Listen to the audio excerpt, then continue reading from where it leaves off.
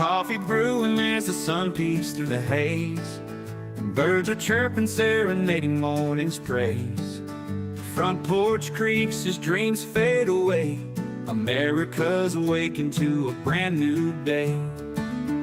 Old vinyl spinning a sweet old tune. Day starts dancing under a sleepy moon. Loose print smudges on fingers of grace. America's awakened at her own steady pace. Sips of sunshine in a coffee cup. Simple moments lifting spirits up. From the mountains to the sandy shore.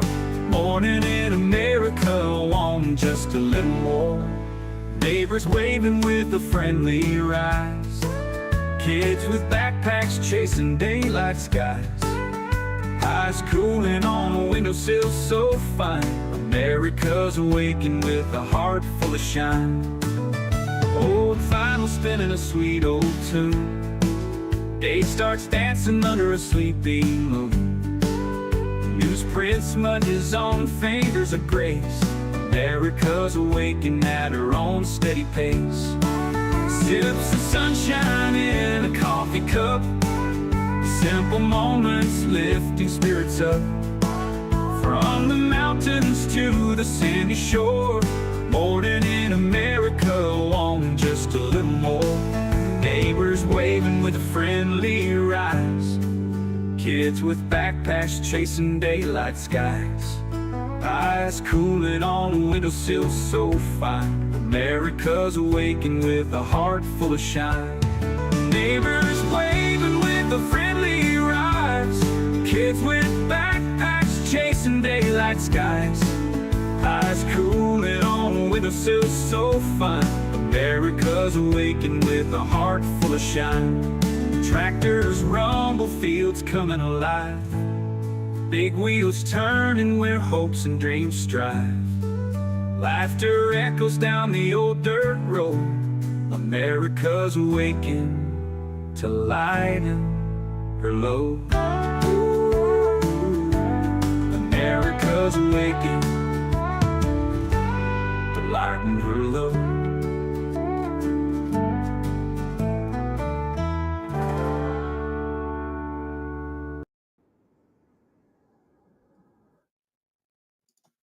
Good morning, good morning. I see all you good people in here. I see we've got Denise, we've got Patty, Native Pride, good morning. Lisa K, good morning. Tim, Joan, good morning. Holy moly. I woke up, lots of people angry at me. Angry. And all I'm doing here is living my life. We were promised a gay black samurai. Yeah, I'm going to go watch you play all the gay scenes, Slug. Me and Slug were going back and forth about this new Assassin's Creed game. There's a black gay samurai in it, and I just keep dunking on the people about it. Good morning, Tim. Good morning, Sharon. We were supposed to do a stream last night, me and Georgie. We were talking about it, but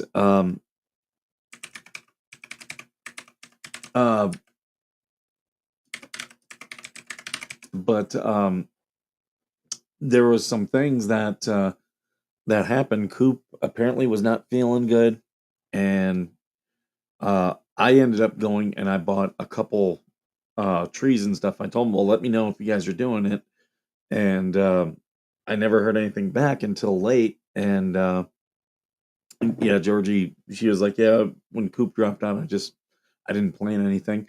But I did have something that I intended to announce, but I'll go ahead and announce it now. And this is with permission. We are doing a fundraiser for the Grangers. So they have, their legal battle has been won, but there are still costs associated with it. So the goal is $2,500. I know Brett was sharing it around. I created it, but it is their fundraiser. So I told him, I said, share anywhere. So we've already raised $420 for them. Uh, estimated goal $2,500, and they don't have a final bill on the uh, on any of the costs or anything. So that's why we put it at 2,500. We know they came out of pocket, what they came out of pocket for, and they talked about it on their channel. Uh, oh, good morning, Daniel. Good morning, Papa Jim. Good morning, Patty D. Oh, good morning, Yoda. Oh, it's Erica. Oh, good morning, Erica. Uh, good morning, Rick's Cowboy. Good morning, Sharon. Trying to get you guys all. But yeah, they so these are just estimated costs. If they go over what the legal fees are, I did put in here any funds over the goal will be given to Jeremy Hales for his related legal funds. So, but this is so the trespass 5. I'm Brett is a veteran, so it falls within our mission here to raise money for him. But it's really going to go towards everyone who is involved, all their legal fees. So we have that going, and yeah, so hopefully we'll raise some money for Brett and Therese.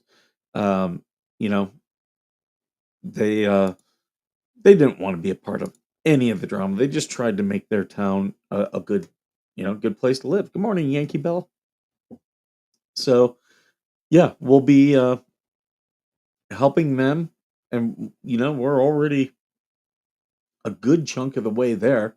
We're almost to 20% raised.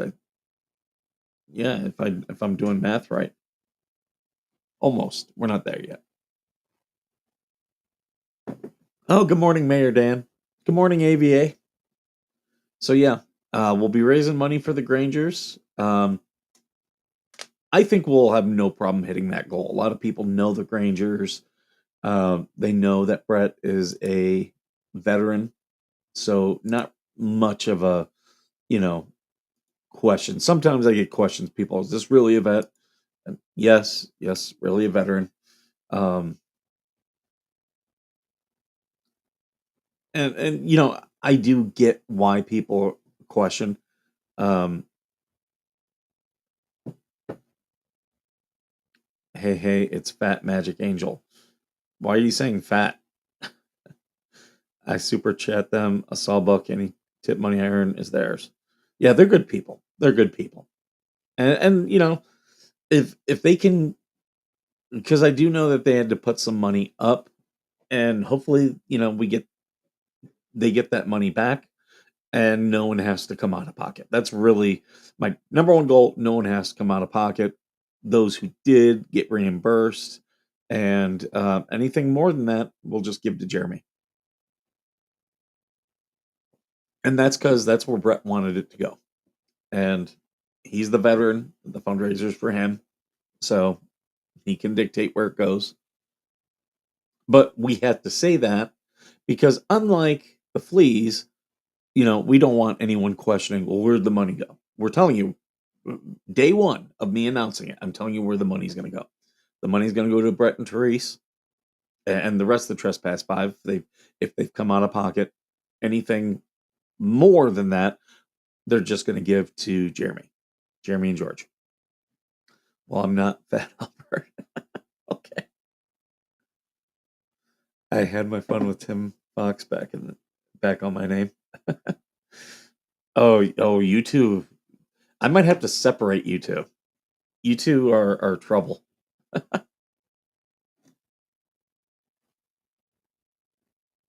Good morning, I'm real mean. Good morning, Seagirl.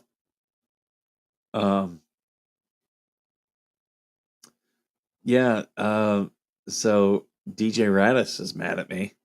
I started drama, according to him, and I have no proof. I've been, and the factual thing is, yeah, it is true. I went on to other streams. I'd heard in other chats, not on Facebook or people in the sidebar. I had heard he had been pulled over and that he had been taken to the hospital. I heard that. Didn't confirm it. And I TC Thomas Collins was the only one live. So I asked, and he didn't like that. He was very upset by that. And I was like, "Really? You're upset by that? How is what I did anything different than what you did to Uncle Frank? I'm conducting an investigation." Now the difference is I said, "Look, these are all rumors. I can't confirm anything." So I was upfront about that. They weren't upfront about Uncle Frank. They were like, "Well, there's no proof." And guess what? Guess what Yoda wants? He wants me to post proof. I'm telling you, it's a rumor that I heard. Some of you guys were in the same chat. You heard the same rumors. So unconfirmed rumors. When I tell you it's an unconfirmed rumor, that's what it is. You finally admit what I've been saying all the time. Yeah, poor DJ Radis. You know, poor DJ Radis. But yeah, he said, "Oh, that was me causing drama." Really? Because it's exactly what you did, DJ Radis. But you told me it wasn't drama. You were investigating. Well, now I'm investigating. Put up a $3,000 retainer. He don't know if he'll get any, if not none back. Yeah, yeah. But we're gonna try to make sure they don't have to come out of pocket as much as we can. Maybe we won't hit the goal. I think we will. When are we getting an update on Mike being pregnant from a black gay samurai? I'm on the pill, so uh, he's a big shit talker, but when he's pulling away in his car, but won't say shit when he's in front of right. Yeah. Good morning, Shinemesis. Very mad at me. That's what he is. He's mad at me. I'm like, dude, we got 95 people in here. We got 1 on Facebook. We got 12 on X. Everyone, please like, share, subscribe, and give your comments. I do appreciate your comments. I do know that we use a copywritten slogan with our permission to get copyright strike. There are several ways to express your copyright. There are several different ways. I have that statement that I use. Some people use the little symbol, the C inside the circle. That's all you got to do.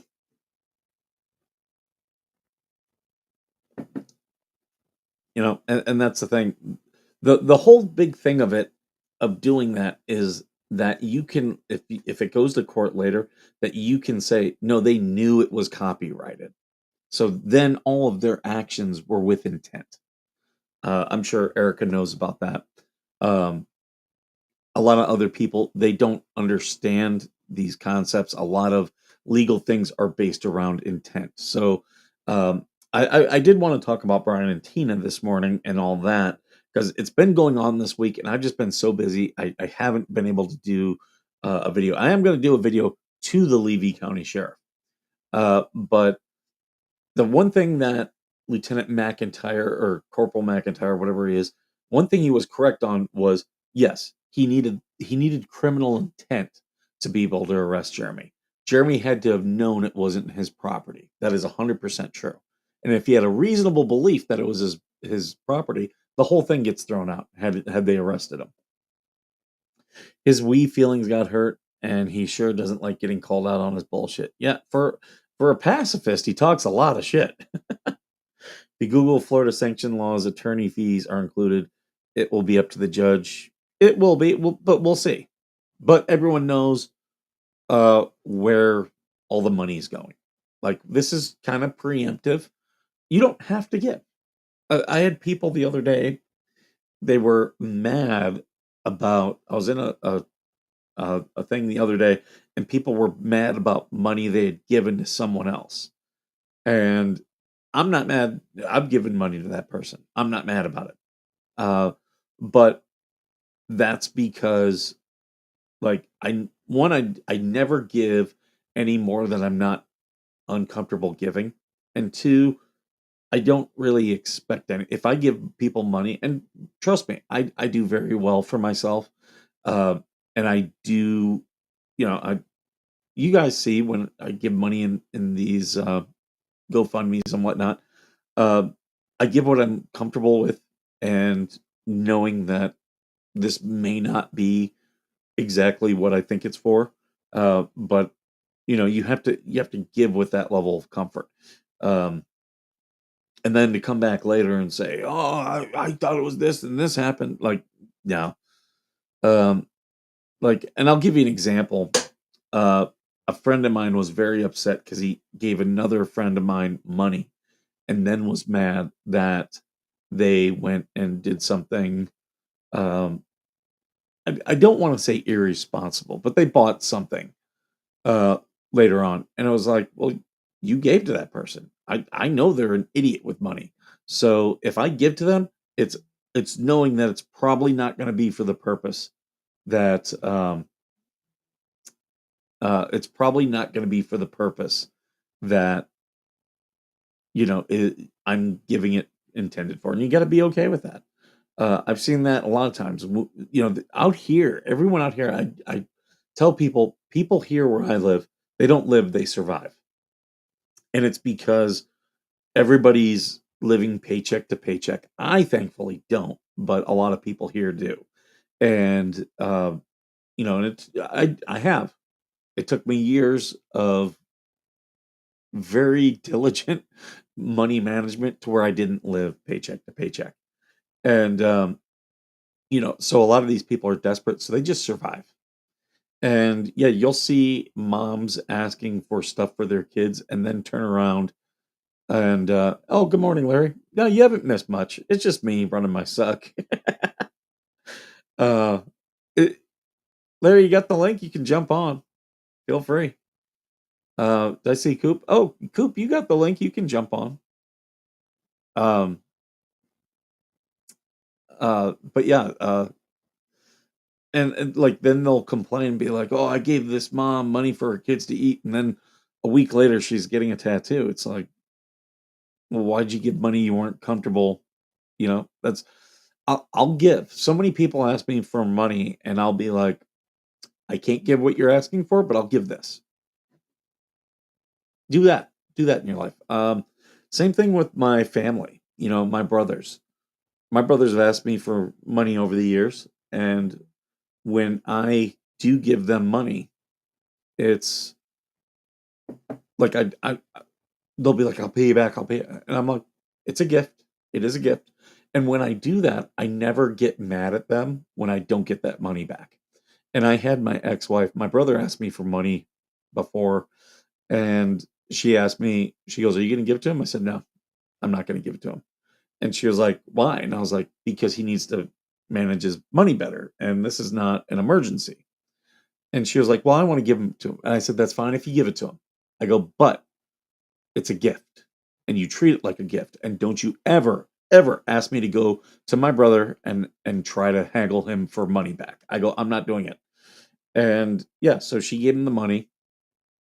2 months later, she's like, "He hasn't paid me back." I was like, "I told you it's a gift." And she was like, "No, you tell him." And I go, "No, no, no. I am not going to ruin my relationship with my brother over money. I am happy to give him money when I do." Uh, I try to say, "Look, I'm gonna if it's for a necessity, no problem. If it's for a need, no problem. Emergency, no problem. When it's for, oh, I'd like to get this, you're gonna have to save, dude. What do you think I do? I save, and like I don't buy things.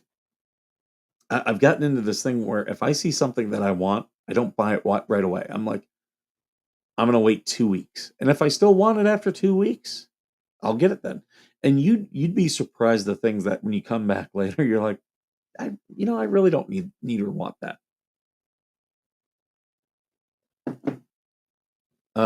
Yesterday, I bought 2 trees. And if you guys want to watch me plant them today, I bought an orange tree and I bought a avocado tree. And I've got my little row of fruit trees, and I think I lost the apricot due to heat stress. Um, oh, here he is. Good morning, Larry. Good morning. You drinking coffee this morning? I had coffee at 5 o'clock this morning. I I get hear up you. early,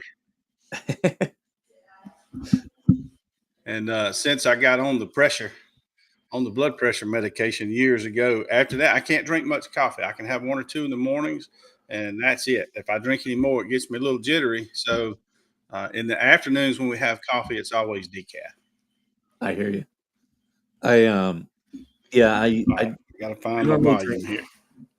I normally drink 2 or 3 in the morning, 2 or 3 cups, and that's really all I need. I My aunt, you know, God rest her soul, she used to be able to, like, 11 o'clock at night, she would brew a pot of coffee and sit and drink it. I can't do that.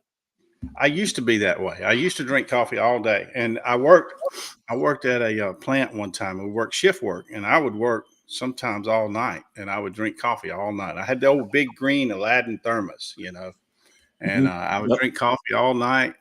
Uh, would be drinking my last cup on the way home after being up all night. Well, now I've got to go to bed Mhm. and to get my rest. And back then it was no problem. I could go lay down, go right to sleep. I can't dream of doing anything like that now. Those days are over. Yeah, some of these things, they're a young man's game, and I'm starting to get to the point where I'm like, "Ooh, I can't do that anymore." Hey, can I tell you about something real quick? Absolutely. You'll love this story. This is a friend of mine, he's a veteran. We served together in Afghanistan. So the beer commercial where the most interesting guy in the world or something like that. You remember those on Oh, yeah. what beer was that? I don't even remember now. Dos Was it Dos Equis. Equis? Yeah, Dos Yep. Equis. So this guy is like that. Now he's like me. He doesn't have the grizzled chin and the awesome good looks and all that stuff. He's just a plain old ordinary looking guy.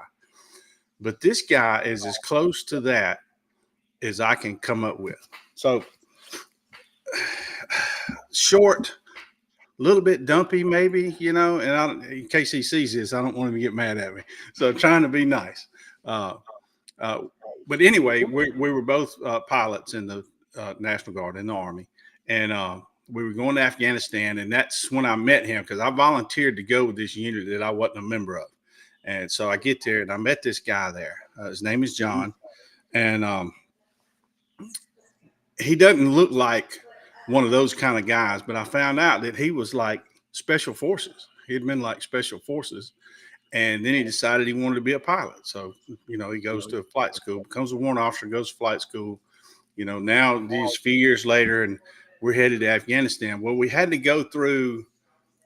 I'm terrible with the names. It was like Uzbekistan or something. Part of the old Soviet Union. They had a little base there called Manas. It was an Air Force base. I've been there. We had to go through Kyrgyzstan. there. So Kyrgyzstan, that's right, Kyrgyzstan. So we're at Manas, and it's a lot of Russian and different ones there. I look around, and here's John carrying on a conversation with one of these Russian ladies at the thing there in Russian. He's speaking fluent Russian, and I'm like, John, I didn't know you knew Russian. He said, Yeah, when I was in, I'm John Day. Anyway, she said, Who are you talking about? I can't come Yeah, in. she's still in her PJs, so she's not going to get on camera. We Uh, understand. but anyway, John's speaking fluent Russian with these people. And it turns out when he was, I think, high school, he did an exchange and he went and he studied in Russia for like a year, so he was very fluent in Russian. So, he's already pretty interesting.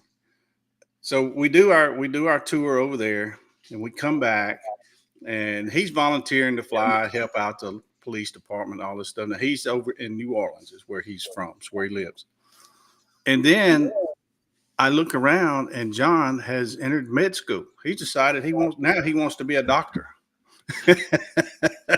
So, and he does. He goes through med school and he becomes a doctor. So now you got this special forces guy becomes a pilot, speaks fluent Russian, and now he wants to be a doctor. And he does. He goes and he gets to be a doctor. Now, I saw on Facebook today, and that's why he's just on my mind this morning. He was being given an award or or something, because he was the doctor on duty at the emergency room about a month ago. Remember when the guy drove the vehicle through the Mardi Gras crowd, or Oh yeah. the terrorist thing that went on? He was on duty when that happened and had quite a few very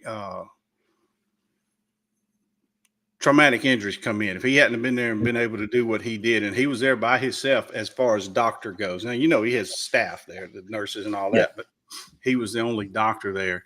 And they're crediting him with saving, all these lives when these people got, this mass casualty came in on him, and what a great job he did and all that stuff. So, anyhow, I just think it's a great story. He's a friend of mine. I haven't talked to him in a while, but I might try to talk to him and see if I can get him to come on live with me That'd be a great interview. and share his story. I know you got the HIPAA laws and all that. He might not be able to talk much about, and he's very humble. He's He could probably talk in generalities. sure. I do want to. Which Give Send Go are you talking, Coop? Because we've got the one for the Grangers, which is up. I've got it up here.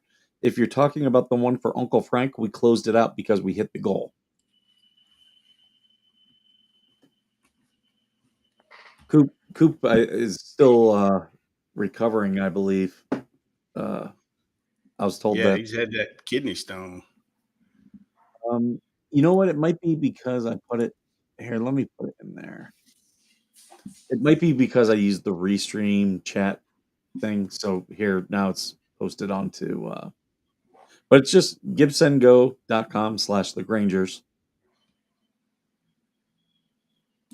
Yeah, that's it's really interesting how small the world is. Because I've you reminded me of my time in Manus. I had to spend a week there, and it was funny because when there's all these rules about the military, and you can get deployed for a year to a hazardous zone, and they put this date, and I forget. It's called BOG, but I forget what the acronym stands for.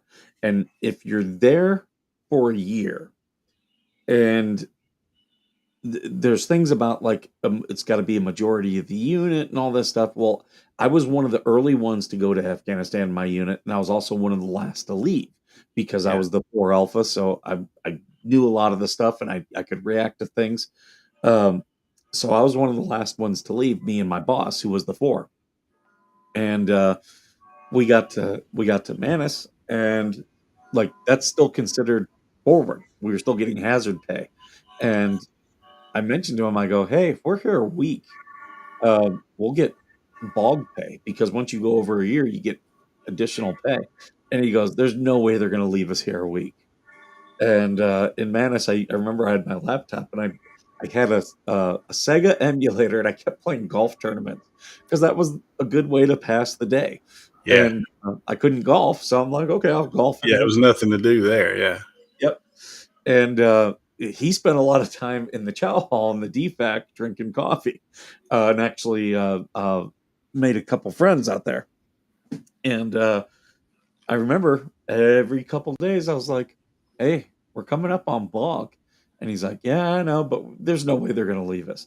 And sure enough, the morning we woke up and it was like, "Okay, tonight." Like we hadn't even figured out to the hour. We're like, okay, this time tonight is when we cross BOG. And he's like, okay, yeah. He's like, if they haven't had a flight for us yet, the fact that them getting us one, he goes, if they're having these hard time with flights, we're going to probably make this extra pay. And they finally say, we're not sure if we have a flight for you, but we had to go to the flight line we did the ready to go. Yeah. All of our stuff, and we're all hanging out there for like, and you don't realize military flights, you have to be there 6 hours prior. Right. So you're hanging out for 6 hours, just sitting around. And we're sitting there and like none of the Marines do. We're like, no, if they don't have us on a flight by this time, they have to give us more money. And all these Marines are like, are you serious? And we're like, yeah. So like we're like cheering money. every time they would take a flight down off the little like board, we'd be like, yeah. And wouldn't you know it, someone figured out that we were coming up on BOG, and they must. Oh, you were a priority then, wasn't you? like an hour and a half before we hit Bog. They're like, okay, yeah, we have a flight. And normally, even when you have a flight, it takes them all this time to manifest. They were like, no, you get on, you guys are out of here. And yeah, we were there almost 1 hour short of a full year. I was there for about a week. I went through there several times, but one time I know I was there. We got just the snow, you know, we got that Russian snow, man. We got snowed in. And I think we got on aircraft 3 times and sat there on the runway trying to get out of there and ended up having to come back. But yeah, man, that was a trip. I What's did find some geocaches there. I like to geocache. I don't know if y'all fool with that, but Coop I does. found some there in Manus. Yeah. What? When were you there? 10 and 12. Okay, I was there 10 to 11. Yeah. March 15th. Just had the anniversary. March 15th to March 15th, 10 to 11. Yeah. It was interesting times for sure. And I found that the Russian language, it's like when the ladies spoke it, it sounded just beautiful. But when the men spoke it, it sounded like they were angry. I'm like, well, I didn't like it when I heard them speaking it, you know. But the women speaking it was pretty cool. But yeah, my buddy John, he's being hailed a hero now over in New Orleans for the actions he took that day when the guy drove the vehicle down through. Uh, I guess it was Bourbon Street. I really don't know. I remember it happening. But yeah, but that's kind of his story in a nutshell. And to look at him, you wouldn't see any of that in there, you know. You just wouldn't. But a super good guy. I might You have to know, get with him and see if I can. He's busy, so I don't know. But I might see if he'll come on with me. I see somebody pumping our channel over there in the chat, and I appreciate it. We're up to 900 and I think 42. Of course, we made the 3,000 watch hours thanks to you guys, and we're getting close now to the 1,000 subscribers. And of course, then we'll be looking for 4,000 watch hours. And I don't want to miss an opportunity to thank you and Coop and the whole gang, you know, helping us out. I sure appreciate oh it. yeah, that's you guys are great. And I knew I can always tell very early on if someone's going to make it. Um, and I've told a lot of people, like some people, they just like me. I struggled for a long time on YouTube until I just sat down and started watching YouTube videos about uh, what you know, what could I do to make the channel better. Once I did that, no problem. Yeah. And I want to thank Greg I like money. for the £5. Thank you so much. He says, "Morning, Skipper. That's the definition of all you can be there." Larry, massive respect to all milk. Huge respect to all service personnel, past and present. Thank you. Thank you. We Yeah, appreciate it. appreciate Greg. it. Thank you, Mercedes. And someone else said it was a nice story about my friend. Thank you for that comment. But We yeah, got a nice little following in Scotland. when I met him, you know, when I started hearing, but I'm looking at him like, no, So you definitely can't judge a book by its cover because, you know, all the things I just told you about, you'd think he'd be some 6'3", you know, strong chin, chiseled guy ready to fight the world. And that's not what he looks like me. There was a Marine I knew who the dude freaked out about everything. Like the littlest stuff, he'd get mad and start throwing stuff around. He definitely needed anger management. But when I was talking, I had a Marine working for me, and he goes, "I'll tell you one thing about that guy." He goes, "That's the guy you want in a firefight." He goes, That's "In right. Fallujah, that guy." He goes, "We were taking fire. That guy was calm. He kicked a Marine off the 40 Mike and was like, 'Where's this sniper coming from?' And they're like, 'That building.' And we kept talking him on, and he just kept, getting more and more on target, and was just the calmest guy." Yeah. He goes, "But you put him in a peacetime setting, and he freaks out every day." We had a couple of them like that, you know. It's I don't know. We've all got stories, and I usually don't share a whole lot. But you know, we had a medic over there, and I knew he had a scar on his face, but I didn't think much of it. But turned out on a previous deployment, he was working on a patient in the field. You know, because we went to the field to pick him up, and he was working on a patient. He kind of looked up, and when he did, that was an actual bullet that scraped his face when he looked up. So that's where that scar was from. So, and Okay. that was on a previous deployment. Now here he is out there doing it again, and it's like it never happened. You know, he was just as cool and calm and took care of his job, and and then there were the opposites of that, and you'll know what I'm talking. Now I'm not downing anybody and what they did. I think everybody that went needs to be held as a hero or whatever for what they did. But when we got over there and things kind of got real, you started finding out who could cut it and who couldn't. And Oh yeah. some of the ones that they were hailing back, like stateside, they were the up and coming, and they were this and they were that and Yep. all that. And we get over there when it's really uh, going on, and they were the last ones I would count on. Mhm. Some of them. Even though they did their job, don't get me wrong. I'm not belittling anybody and what they did, but as a fellow service member, what I'm talking about. There was some you wanted beside you, and some you might not really want there. I had people, there's been drama going on in some of our circles this week, and I had someone yesterday tell me, like, talking to me about the bond up between veterans, and I was like, I'm a veteran. You're not. You don't know about it. And Yeah. then said, no, you're wrong. And I'm like, okay. Yeah, I usually, I had a relative ask me one time. He said, "Why don't you ever talk about things and all this stuff?" And I'm like, "Well, if you've never been there, you don't understand." And I really don't even care to discuss it with you. Occasionally, if I see an older person that's a veteran and I feel like talking a little bit, I'll sit down and talk to them. But for the most part, I just it's kind of like high school. It's in my past. It's something I did, but it's not something I dwell on. Yeah. That's I, just me. you know, I most of my PTSD is from peacetime. Like, I tell people, Afghanistan was great. I had so much fun there. And people are like, What do you mean it was great?" And I was like, "No, I would come in at 7 in the morning, and I'm not joking. I would work till 10 at night." And they're like, "How can you work like that?" And it's like, it didn't feel like work. Yeah. And what else was I gonna do? I did my workouts, as the day went on and stuff. There was nothing, other than watch TV. But we would always, right there at work, we had a TV on the thing, and one of us would hook up our hard drive and start watching movies or TV shows. Me and my safety guy, we got really into How I Met Your Mother and watched every episode. And you did stuff like that.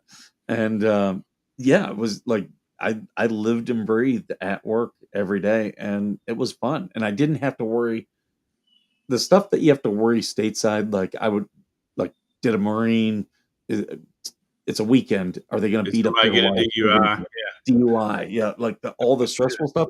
None of Yeah. that was there. Right.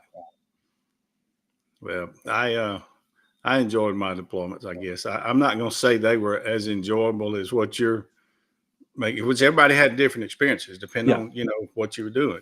So and don't get me wrong, I had scary moments. I did have oh yeah, scary moments. yeah. Yeah, if you were there, I said not you, but I say in general, if you were there, chances are, your base got mortared from time to time, and you had things happen. Not everybody had to go outside the wire, but that doesn't mean they were completely safe. Yeah, Everybody was putting themselves in harm's way. I only Uh, got out twice. Only got well, outside the wire twice. oh And that was my boss. He was like, "No." He goes, "If anything comes up, I'm doing it, not you." yeah. Uh, Look, I I'm glad when people go over there and they didn't have to go outside the wire. I'm happy for them. When Mhm. people got in the military and they didn't have to deploy, I'm happy for them. You know what I mean? Yeah. There's some people out there that say, "Well, you didn't do this." Look. If you didn't have to go over there and put up with that kind of stuff, if you didn't have to go outside the wire, I am happy for you. I really am.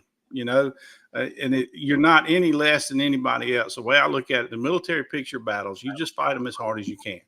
And if your battle is pushing paper at a desk, you push that paper and do the best job you can because Yep. we got to have that. It takes everybody, you know. One of the guys who he had some of the worst, like, it was like every time that guy, he'd get picked to go outside the wire, and it was always the ones that would get hit. And he worked like at the gym, like literally, he was the guy, overseeing the gym. And Yeah. he had the hardest deployment because whenever there'd be a convoy, they're like, okay, we're going to grab him because he's, doing a job that if he's not there, Yeah. that's fine. And he had some of the hardest, I think he had the hardest deployment of anyone in our command. And yeah, if you heard what job he had, like most people, they'd be like, Yeah. how was that a hard deployment? Well, he was doing everything. He was, whenever we had VIPs, he was on the personal security detachment. Whenever we needed people for a convoy, he was on it. Like, he got sent down to Marja when that was hot. Like, he was always getting tagged. Yeah. Well, I'm proud of everybody that went, regardless of what the job was. Mhm. Yep. And that's why I laugh about when these people come after me. It's like, okay, I don't care. Yeah. I don't even care to talk to them about it. If they were never in, never did any of this stuff, then I just go away. I really don't want to talk about it. We'll talk about fishing. We'll talk about cars. We'll talk about our children, our grandchildren, but the I just military stuff, I just don't talk about a lot. I replied, thank you for educating me about the military. As if my 17 years didn't. You just didn't know you needed educating. Right? Good morning, heroes. I see you in there. Hey, are you okay talking to the audience? Because I'm gonna go get some more coffee if that's okay.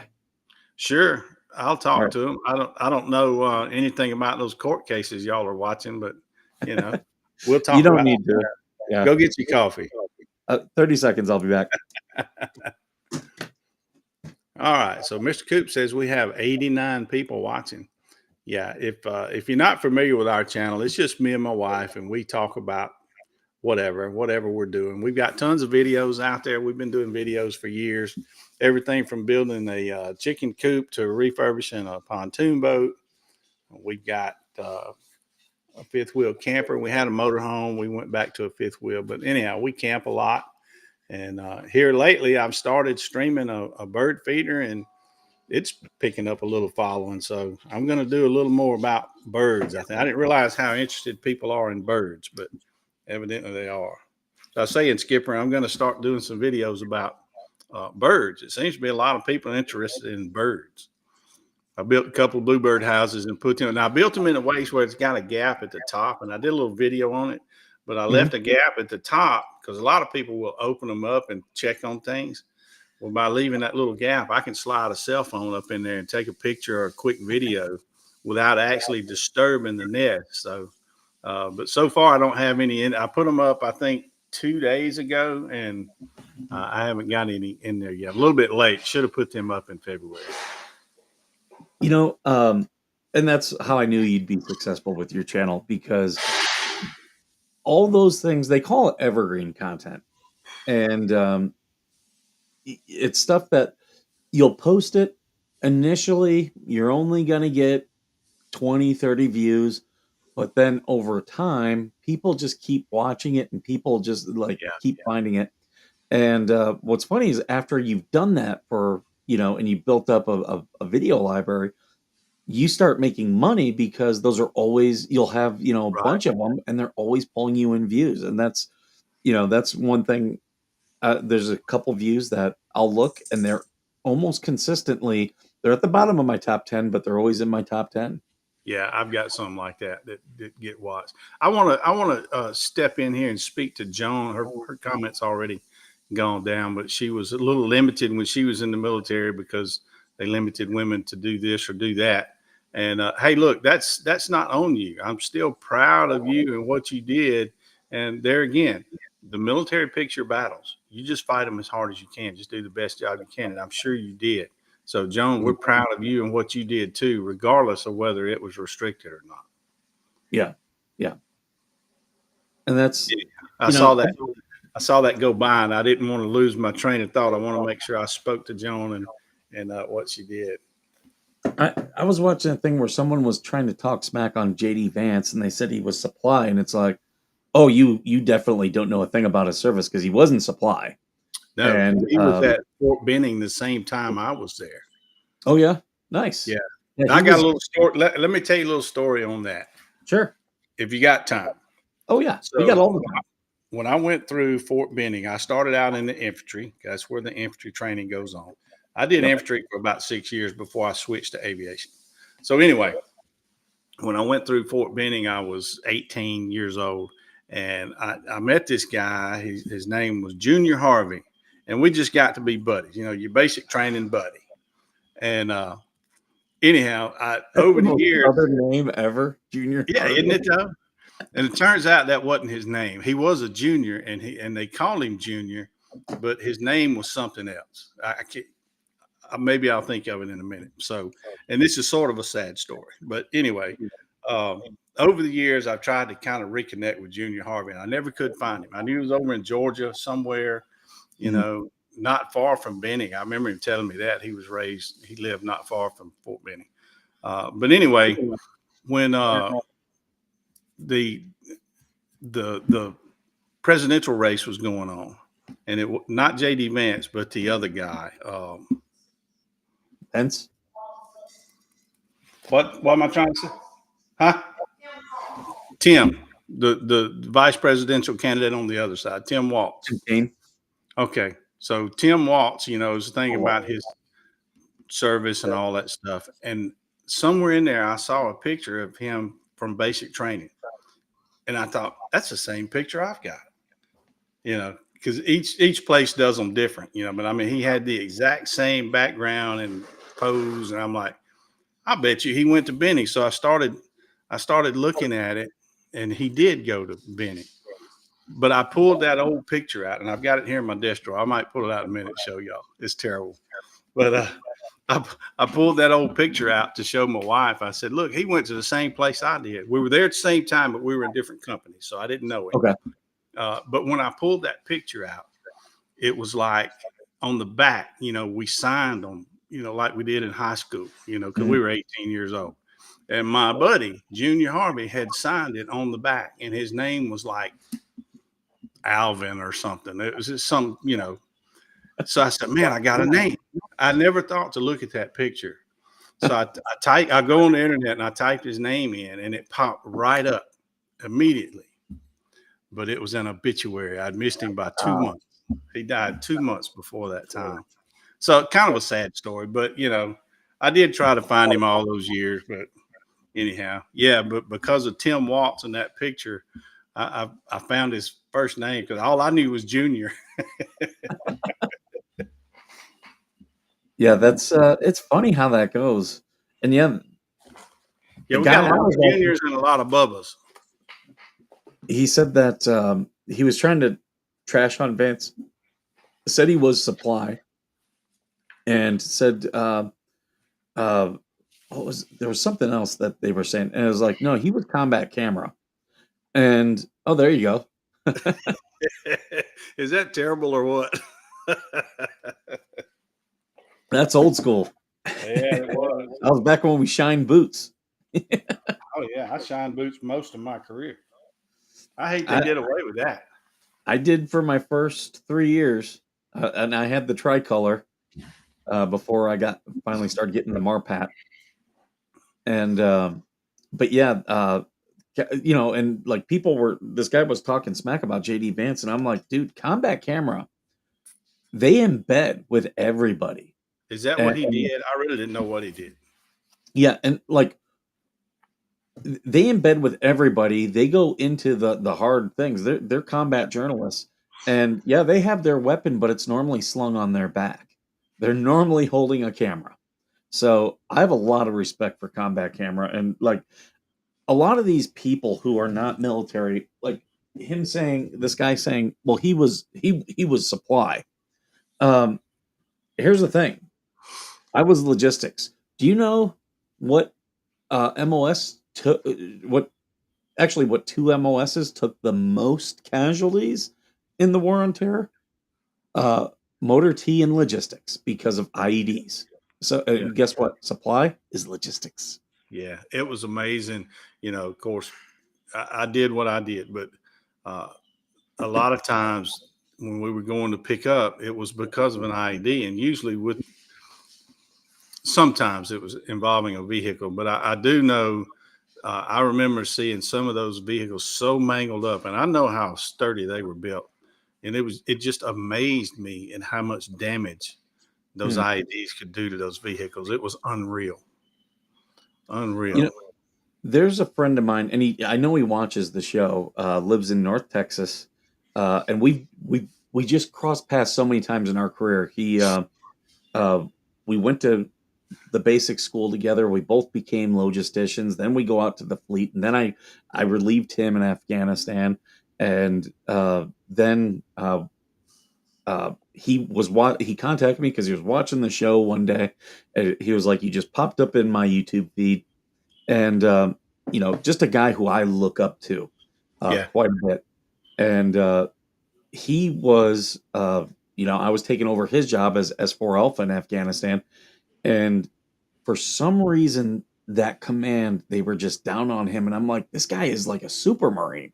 He had been infantry when he was enlisted, became an officer, and just was one of those guys like you could always count on.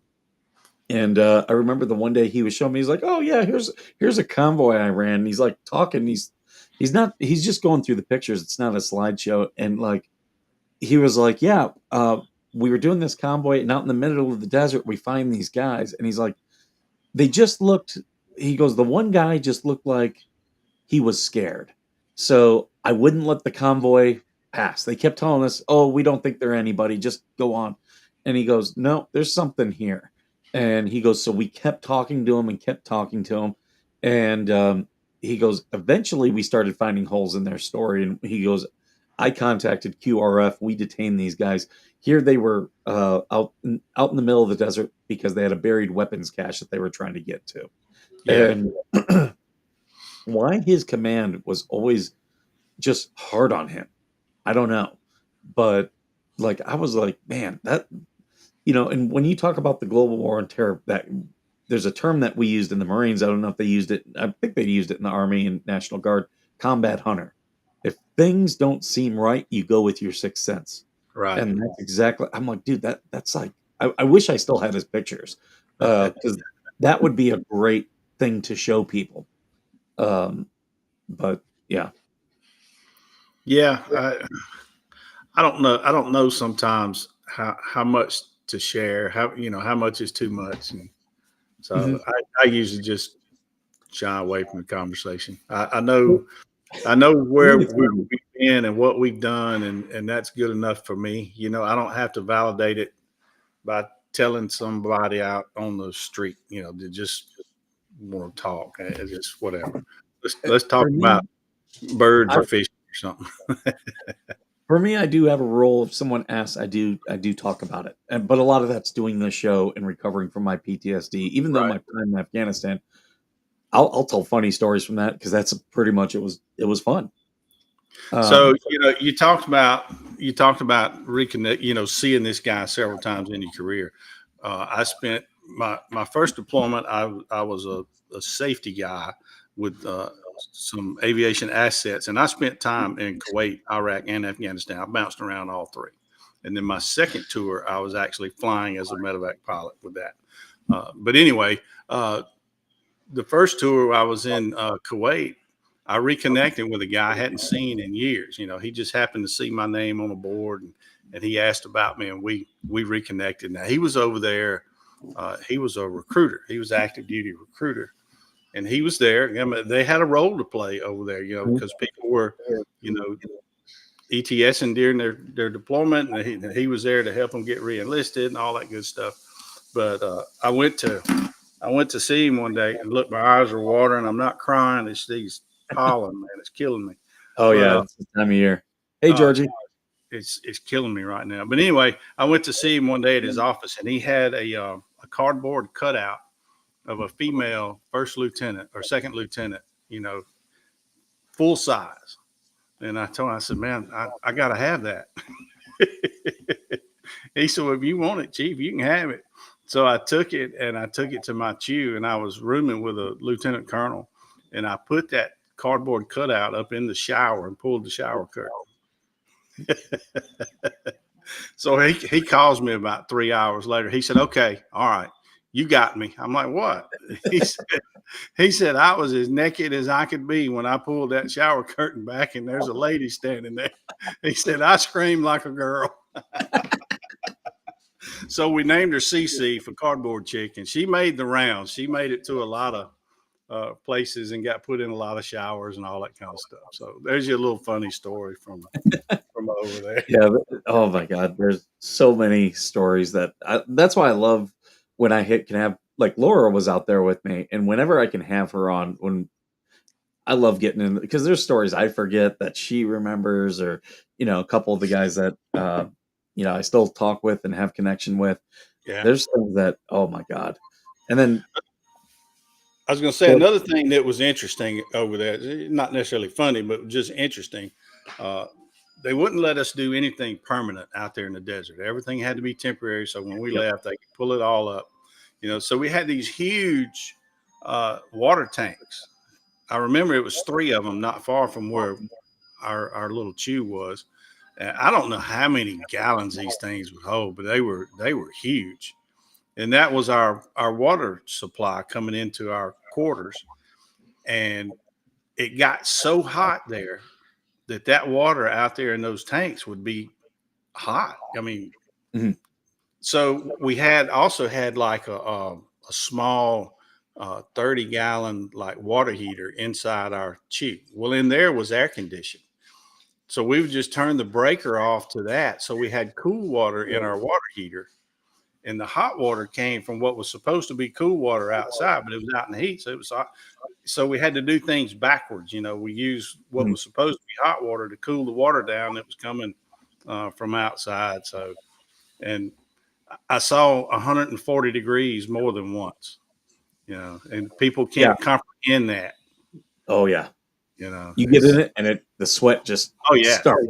your It's skin just starts stinging like, as soon as you get in it. Yeah. yep, it's like your forehead starts crying. Yeah. Hey, Georgie, Good morning, fellas. how are you? Much better today. Good. You were kind of feeling a little under the weather yesterday. I was in a whole mood yesterday.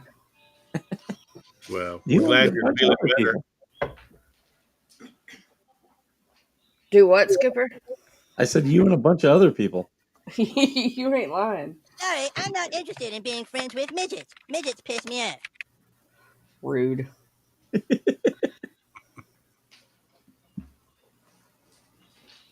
So I heard a joke. I heard a dad joke. Y'all want to hear it? Absolutely. Sure. This is old guy at a restaurant was telling somebody else behind me, and I heard it. But he said this old couple had a cat, and the cat was yellow, so they named it Butter. And they had the cat for years and years and years, and finally, 15 years later, the cat died. So they were sad about that, but they went ahead and they got another cat, and they found another yellow cat. And guess what they named it? They named it, I can't believe it's not Butter. Okay, you'd have to be old enough to know the commercials. I know the commercial. I thought it was funny. It's a good I dad think it's hilarious. Mm-mm-mm. Yeah, Native. I purposely try to talk about my service because there's trauma, but the more you keep pressing on that nerve, it desensitizes, and then I don't mind talking about my service. I'm not going to get too much into individual missions and things of that nature. But the generalities of my service, yeah, sure, we'll talk about that all day. I don't have anything too good. I can't be like, and then I looked at the captain and he said, "We're gonna do the whole village," and I was like, "Yeah." Wow. Hello, everybody in chat.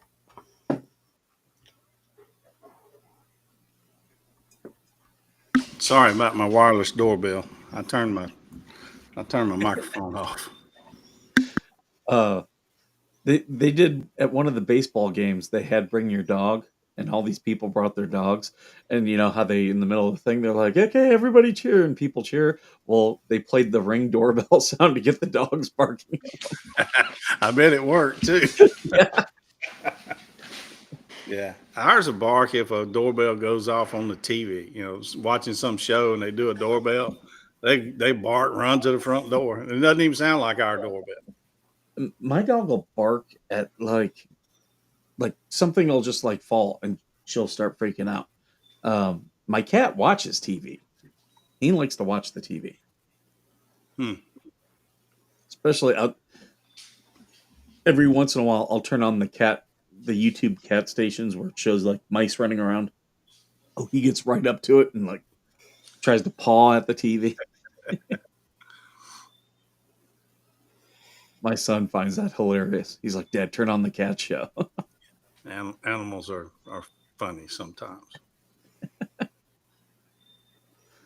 Well, uh, Georgie, did y'all not do your thing yesterday evening? I didn't see anything ever pop up No, on that.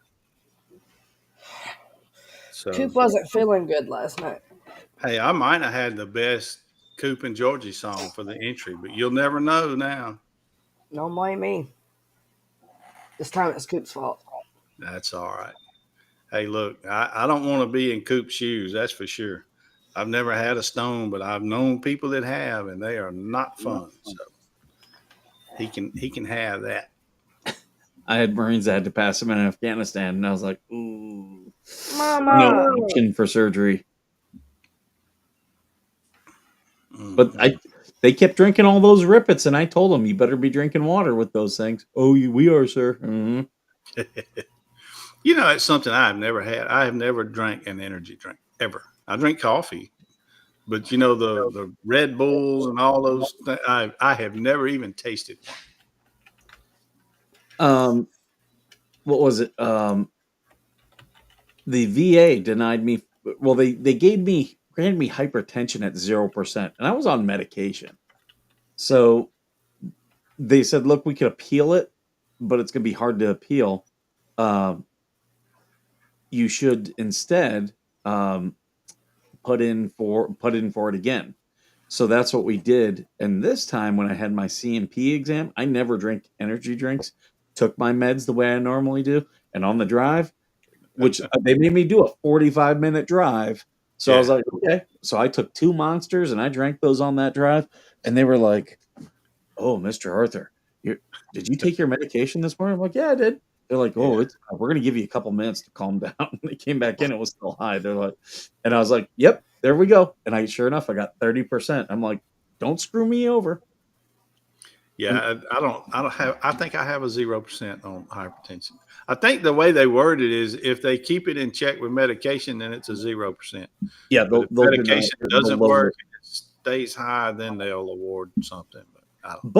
But, and this is where, like, there's going to be veterans who are going to be like, "Oh, you lied about your stuff." I didn't lie.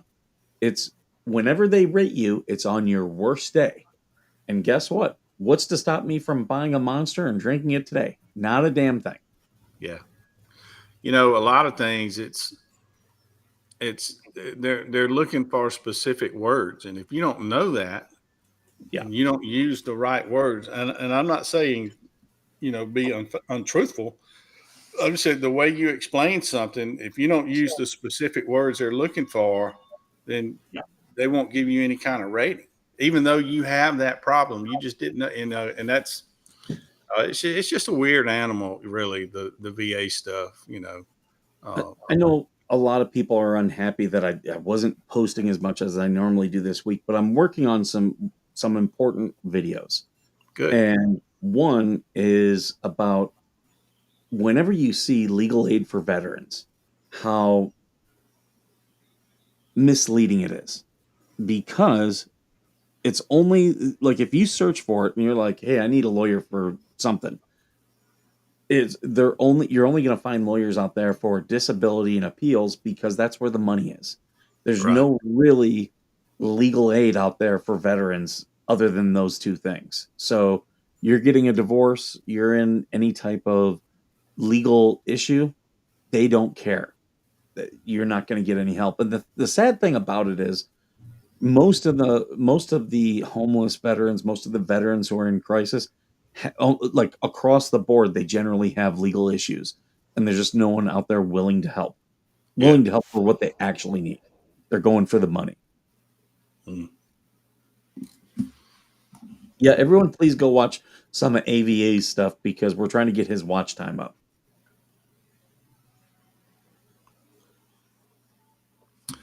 All right, guys, I'm going to step out. I got things I got to do today. I hate to leave. We're having good discussion, but I'm going to leave you in good hands Darn with it! Right before I was going to throw you out. Hey, I don't blame you. I've been thrown out of worse places than this before. Me too. Surprisingly. I was a little high strung in my younger days. I'm pretty laid back now, though. But all right, look, I had a great time this morning. Thanks for inviting me in, Georgia. It's good seeing you and talking to you. And I'll leave this up and running, but I really do. The weather's perfect now. We're like 70 degrees. So I got to get outside and do some stuff today. So I'll leave this running. Don't be a Great stranger. Come on back. And we'll see y'all later. Take care. I love watching Larry and Sansi. I love them. I'll just be scrolling some days and just find people's stuff and just watch and be like, okay. And when I found theirs, I was like, these are some really nice people. Mm-hmm. They fit into our little group perfectly. Yep. I knew once we got Larry and Coop together, they would hit it off. Oh yeah. Yeah, they're peas in a pod. Uh-huh.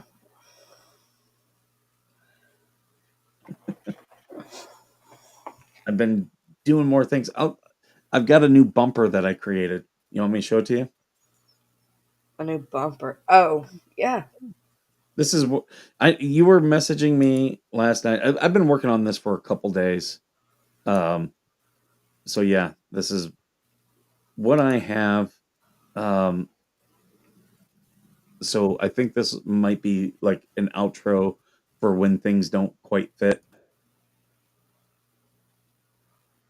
I just started grabbing a bunch of my videos and just putting them all in there, just a lot of various different things.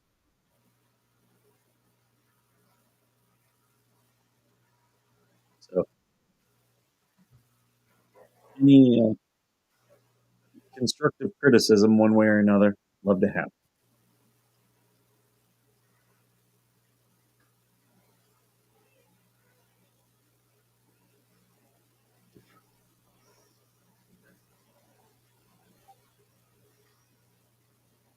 Of course, I'm going to have this with music playing whenever I use it.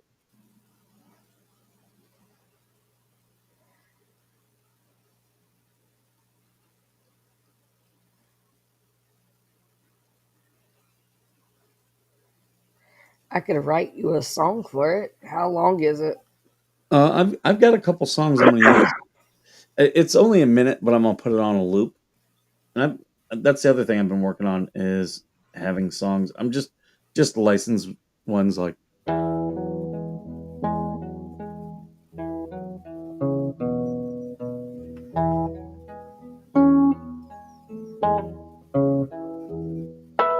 Walking up the mountain. So like stuff like that is what I'll do. So I like it. just going to be playing around with stuff.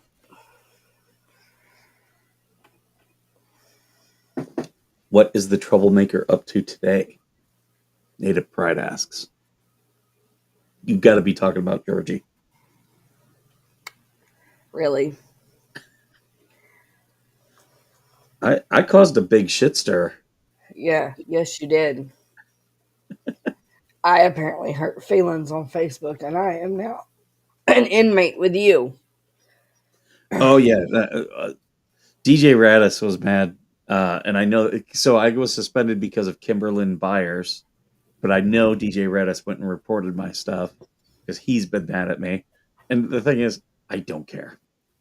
Yeah, I do same. not give a shit.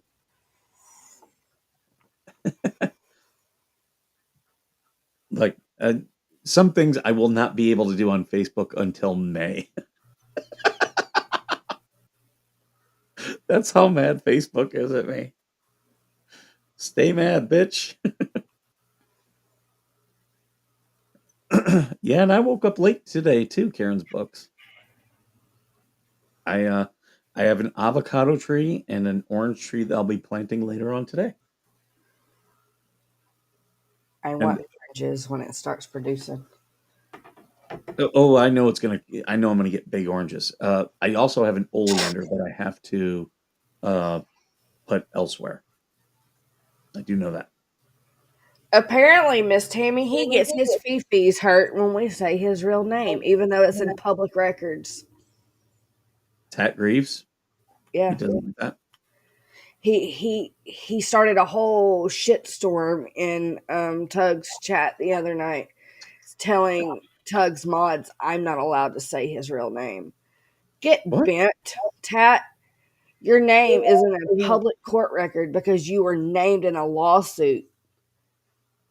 Sit on it and rotate, buddy. Like, here's where these people are dumb. Okay, like they think it's some type of win when they try to dox me or they post like pictures of my kid and stuff like that. Like, you're not bothering me. I came to terms long ago that doing this, I have become a public figure. Um, so, like, when you do stuff like that, you're not hurting me at all. Like, at all. And if you don't embrace it, people are just going to realize that they can do that to mess with you. You're opening the door for people to mess with you. What I find hilarious is he can dish it out talking all this shit about you and me and others. Yeah. But when when the favor's returned, he can't take it. Oh, he does not like that I was causing drama. And I'm like, I only did what you did. And you said that wasn't drama. All I did was say, I'm hearing this. This is a rumor. I wasn't saying this is what this is, which Right. is actually what he did do with Uncle Frank. Oh, the DMs you and I could share Mm-hmm. Mm-hmm. of the shit Tat talked about the people he's besties with now. Yeah. Someone said in the group, they were like, Spawn Trooper and Veteran Nation should have now learned that DMs are not private. And I'm like, oh, I've never assumed any of my DMs are private. Anyone posts my DMs, you're not bothering me. In fact, that's why I was telling Spawn Trooper back in January, post it. I don't effing care. You Do it. don't delete shit like they do. Exactly. And that's how this shitstorm happened, because I didn't delete anything. Oh, I don't be will like how call out bad behavior. Spawn sent me 20 different voice messages, and before I could save them to my phone, he deleted them. Yep. But he turned around and shared my voice messages on his channel. You're fucking joking, right? You're not showing your channel the whole messages. And this is what I go back to. And, with all these groups, Spawn will do stuff like that. DJ Radis kicks people out of Shady Bunch. Pam Carson, she deletes people's comments. And I've said this on other different things. As a military officer, I used to teach my Marines, sunshine is the best disinfectant. If you're keeping secrets, that's where mold is going to fester. That's why, when people start doing things and posting things about me, it does not bother me. Like, most times you're just going to show me in a better light than yourself. Yeah, because like I told our admin team, I was like, he really shouldn't have told his deepest, darkest secrets to people he decided to burn the fucking bridges with. And how many times did we tell him to stop? I lost count. Spawn Trooper's like, oh, I'll post the DMs between you and DJ Radis of you threatening him. Post them, dude. Because I kept telling him, stop. And all Yeah, these people mad at me today. First off, I don't give a fuck. I don't give a fuck if you're upset with me. secondly, all they're mad about is they want me to stop. And look, I was reasonable and they wouldn't stop. So now I'm unreasonable.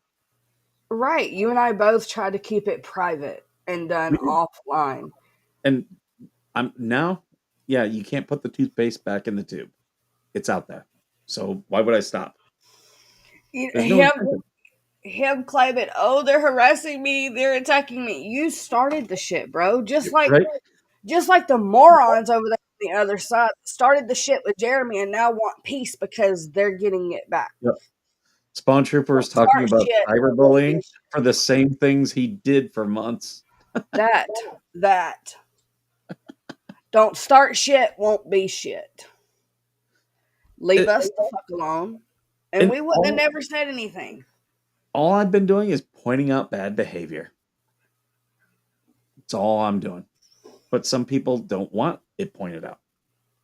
Maybe it needs to be pointed out. That's one person who I really like and have a lot of respect for had told me, you need to get past this. You just need to move on. And then they got attacked by somebody and were mad at me that I didn't defend them. I'm like, oh, so if I told you to move on, how would you feel? And they were I like, why saw are you that. attacking me? And I'm like, exactly. Exactly. Now you know how it feels. This is why I won't move on. That's again, I come back to I'm not passive aggressive, I'm active aggressive. And me ignoring things would be me being passive aggressive. Oh no. Like I'll do that to an extent. To an extent. But once a line's crossed, oh, I am no, Yeah. not going back. Like Jeremy says, you can only poke the bear so many times before the bear Exactly. fights back. Exactly. And none of these people are doing any of this to help Jeremy. Like they all have their own things. And several of these people have called me a grifter while they have like openly asked for money, like a give, send, go for themselves. Uh-huh. Actually, I think it was a GoFundMe, but you get what I mean. Like, I've never asked anyone to give me personally any money. I've considered doing like the closest I have is I've considered doing an Amazon wish list for people to buy things for the show if they want to. But even then, it's not really that I want or need the stuff. I do understand some people want to be a part of the show. I get that. Right. I've had several people ask me to start an Amazon wish list and ask me to get a PO box because they want to do things for the kids. I'm not going to Lisa, argue with that. Lisa sending me these decals, I get why she did it. And it's a good thing. And for those fans who send me stuff, I will absolutely celebrate them. They will, I will. They send me stuff. Yeah, of course I'm going to put it on, even You if know what's funny? Speaking of her, someone sent Roman Atwood one identical to her. And I laughed my ass off. I was like, hey, I recognize her. it's funny, and like people got upset over it, and it's like you got to make fun of yourself. Yeah. If you can't make fun of yourself, what's the point? You're not going to have any fun. Well, it's like every time Ohio has messed with Roman in every business venture him and Brittany have tried to do, and he has turned it around and made money off of it. Yeah. Like Now, they keep all these random fees that keep coming up with him putting in a claw machine in the laundromat, and that he's working on a new B&B above his car wash for the fans. Well, someone reported him to the state of Ohio that was watching him. A hater reported him. He is now turned around, monetized on all the red tags that they put on it on the B&B.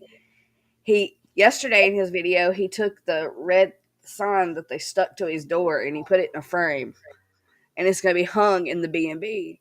Like he's monetizing on all this. mhm. and making jokes out of it. You got to. Yep. Yep. And like this week with the Who is Susan Cartwright? Do they not realize they could have stolen all of my views, stolen every view that I got, had they gone forward and said, "Look, it's no secret. Here's Susan Cartwright is Pam Carson."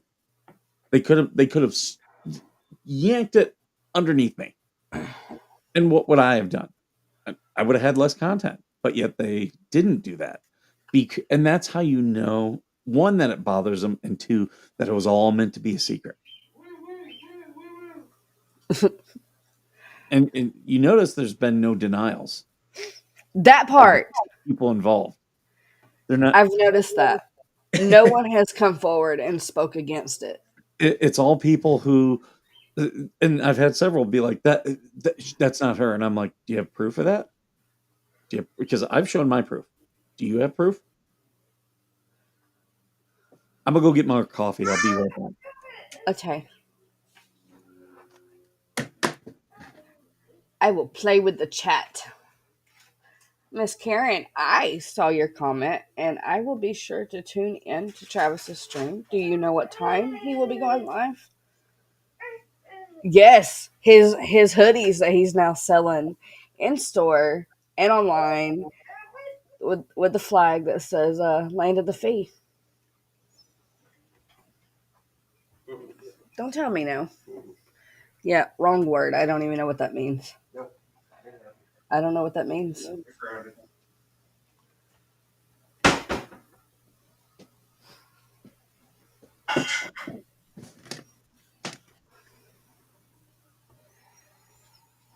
There we go. I got my fuel. What's that? You brought up the Susan Cartwright thing. So somebody last night, I don't know who it was because it was an anonymous poster, but I saw that they also outed some of her other alts. Mm-hmm. Yep. And her real name. Yep. I mean, like it's just spiraling after your show, and I didn't even get to watch your show yesterday. But I've seen the aftermath of it, and it's absolutely hilarious. They could have they could have owned the story, and it would have died. But that's what happens when you play the I've got a secret game. You actually build it up. And they don't burn bridges with the people you have said secret with. Yeah. That's because I'm the type of person, like with my ex-best friend, I held so many secrets for her.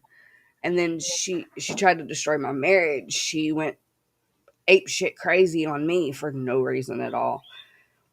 She probably I warned you for years on that. I outed her. Every secret she had, I put it out on blast on TikTok. 16 years of friendship. We had been friends since freshman year of high school. Jesus, dog. Of course I'm going to pay you. I will hold secrets till my death for people, as long as you don't burn me. You burn me or try to destroy me, I will out everything I know about you. The dog is suddenly scared of this. Well, I can't blame her. She's kind of scary looking. Come see. It's okay. Glory's like, no, thank you. I worry about the cat because the cat might paw at her. Greg sent you a $4.99 super chat. Thank you, Greg. I like money. Good morning, Miss Georgie. You sound like you're in a mischievous mood. Usually when Mike and I are together, we're mischievous. So. Greg, that's called a day that ends in Y. Hey. Rude. I am a bit mischievous the day after severe panic attacks all day long. So, yeah.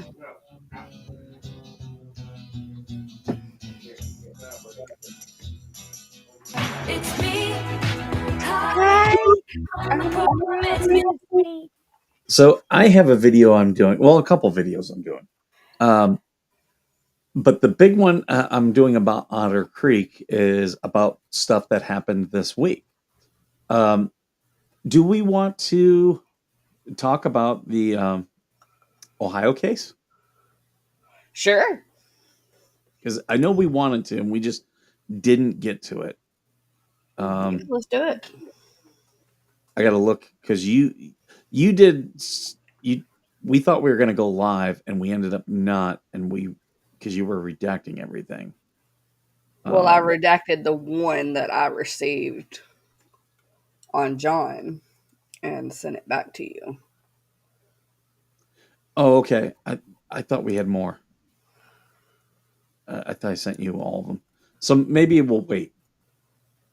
Maybe I'll wait and do that one. Maybe we can do that like in a video. And then and actually, you know what? Maybe we should wait for Coop too. You know what? Yeah. Okay. Coop, get in here. He was in here. I haven't seen him post in a little bit, but he was in here. Speaking of Coop.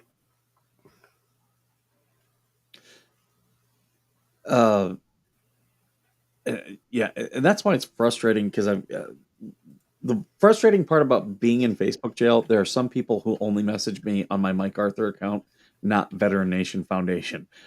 Veteran Nation Foundation, if you message me, I can message you back. But yeah, I can't on my other one. I come out of partial jail tomorrow. Lucky. It's been a 4-day thing. But okay, that ain't fair. You get these little bitty couple days at a time. I get a whole ass month. No, I'm in jail until May. And it's all because of the picture of Harley and Lisa. It's all because of that, because they keep reporting it as sexual, which that's the problem with Facebook is their appeal process sucks. So it takes so long for them to look at it. I got called a bully. Who did that?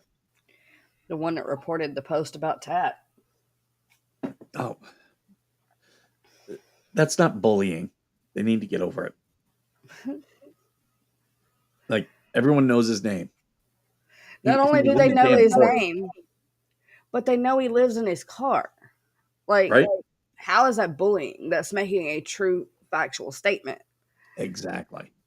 Now, if they want to say I'm bullying, because I'll say he's mentally ill, and my proof of it is he lives in his car. That is not, yeah. That's a sign. That's a red flag. Tells you that, oh yeah, there's something going on there. If you can't keep a job and you're living in your car, there's some problems. But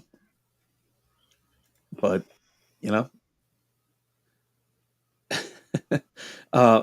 one video I am doing, and I have no problem telling the audience that's here, people will still watch it. I'm doing a video to the Levy County Sheriff. So the whole thing in Ohio came out. John and Lynette are guilty of contempt of court now. This is the second time. Third time they've been found guilty, because they initially were found guilty of stalking, got the CPO. Now there's two times of breaking that. And there's going to be a third, as Jeremy showed in his video. And the thing about that is Levy County Sheriff has a lawsuit, and they are not going to win. Like, it is a loss. And I started filming the video for that after we found out that they were found guilty again of contempt. And Levy County was going to lose there. But then Shara put out the report of Lieutenant or Corporal McIntyre. That right there is so damning. Like, Jeremy's got a lawsuit. It's going to be easy. Like, it's going to be a settlement. It's not going to court because of McIntyre. Because, again, as Jeremy pointed out, he puts all these things in there that are not facts. and they made Jeremy's case. So he can now prove that a court of law has found them guilty of stalking, harassing, and doing just negative stuff to Jeremy. And the Levy County Sheriff has not protected Jeremy. Jeremy, all of us have an equal protection right. The 14th Amendment. Laws are supposed to be applied equally, regardless of your race, your race, your gender. I'm trying to think what else. Your religion, but yet they're not enforcing the law on Jeremy. They are specifically ignoring it. And then in the case of McIntyre, he was going out of his way to uh, justify what John and Lynette are doing. That is going to be a rock solid case. Like, do I think Jeremy's going to get his 300,000? He's probably going to get at least $500,000, at least at this point. And if Levy County keeps going, that number is just going to go up. Coop said if we wanted to go ahead and talk about the Ohio case. He said if it's no bubbles, it's no fun. Well, I need to redact in the other documents. I'll do that today. Well, I mean, we could just discuss for the most part because Jeremy's already released that they both were charged. Yeah. So I do have I've got a copy of the CPO, at least for John. We've got the court documents for John. Summit County said they can't find anything on Lynette, so the only thing I can think is maybe they were asked to be sealed, which is stupid, but it's possible. yeah, it's possible. But I'm still talking with them on that public records request. I'm talking with Levy County about a couple public records requests. I'm going to ask Levy County if they have a media coordinator, if I can interview them.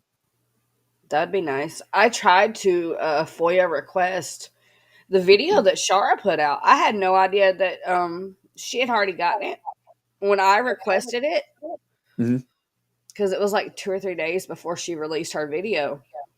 Did you get it? No, I haven't even had a response from Levy County. Really? Yeah. Okay, that's against the law because they can't treat people differently. You got to treat everyone equally.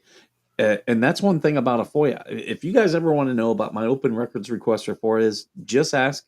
If you want me to publish them somewhere, I'm happy to, because it actually helps if more people are requesting the same information, because then it shows there's a public interest. And I've got one FOIA that I did that because I was an involved party, the Navy said that it did not meet the public interest.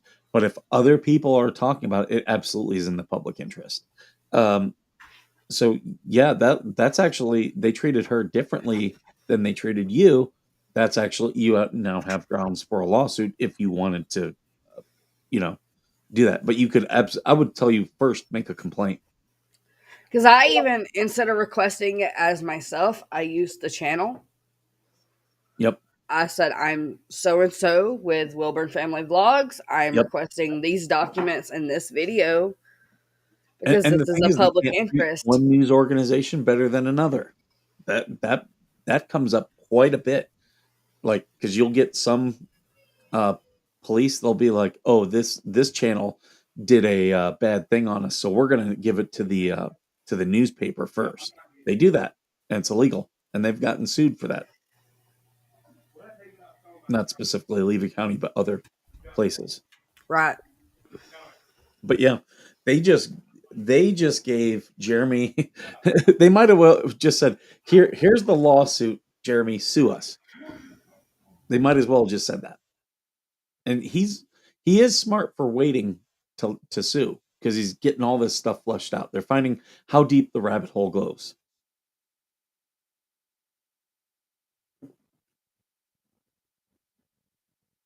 And that was the big thing I wanted to talk about. And I'm going to do a whole video, and I'm addressing it to the Levy County Sheriff.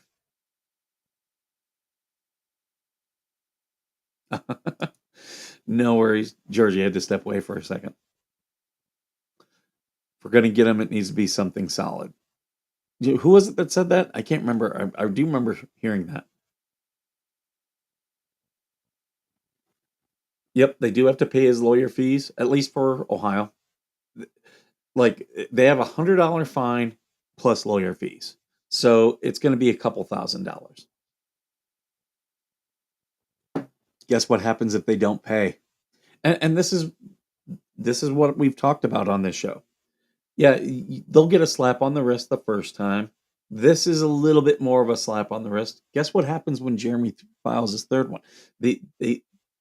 These fines and these punishments get more and more heavy.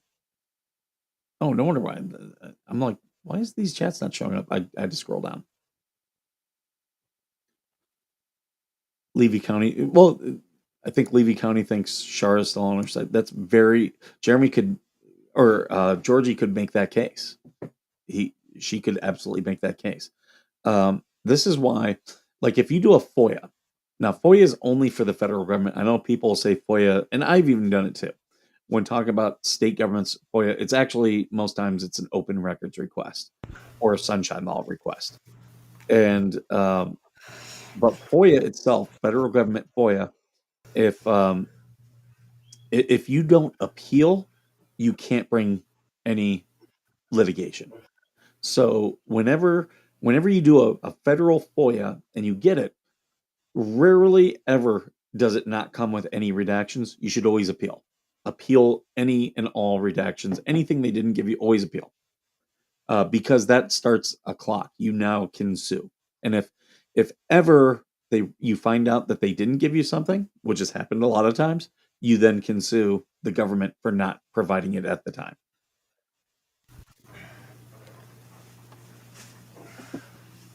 I mean, they've not even responded at I all. would send a response. I would send a response and say, do I need to make a complaint to get this? And if they don't respond, then make a complaint.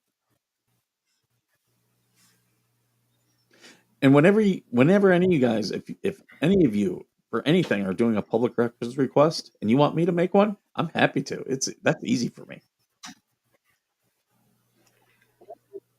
I'd like to get my hands on not all of them for the last few years, but all the recent videos of the police interactions with both sides, especially if it's the same officer going to both parties. I want to see their behavior with each party. Because if you think about it, if you watch their body language, their voice, their just the officer's behavior in general with both parties, you could see the bias of the officer. Or if they're being non-biased with both parties. Like Gregory, he was very non-biased with both sides. And you could tell it by his body language, the way he spoke with everybody. Yep.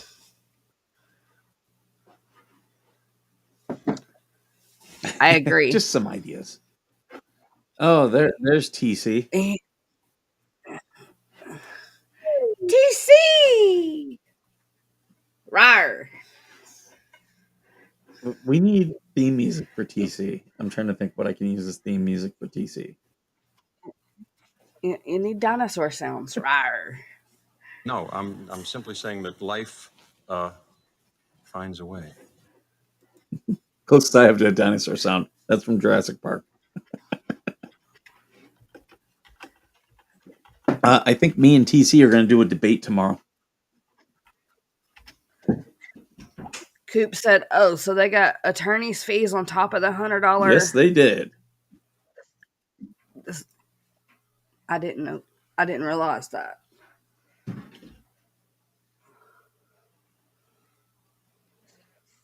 So that's definitely a small win.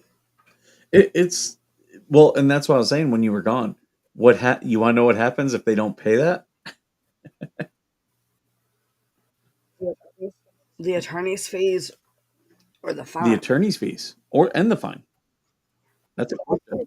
So they have to pay both. Do they pay it to the courthouse and then the courthouse gives it to the attorneys, or how does that work? Or if they pay it directly, they have to provide proof to the court that they paid it. I'll have to look at the document. I don't know if there's a time frame attached.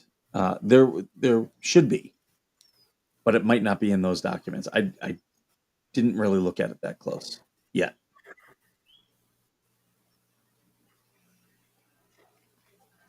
I just scrolled through, redacted the stuff that had important information on it that didn't need to be public, and I just read the part where it said John was guilty. He was fined $100. I didn't even see the part where Suzanne, about the attorney fees. California has sunshine laws. They're not the strongest sunshine laws. There are things that governments hide. And I'll give you an example. I've been denied 911 calls because those are investigatory records. Even though they decided they weren't going to pursue anything. And to me, that's BS. And I was told sue, and then you'll get it in subpoena. Well, that costs money.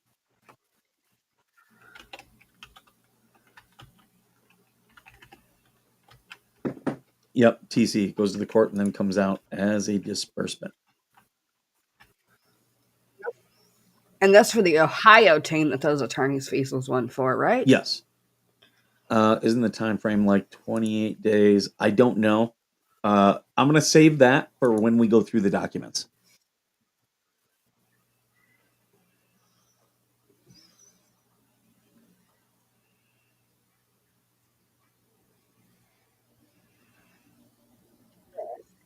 Interesting. I'm with Chris. I think they're going to grift. They're going to come up with another grift. Because I don't even think the fleas discussed the fact that they have to pay No, the I don't think attorney's they knew fees that. as well.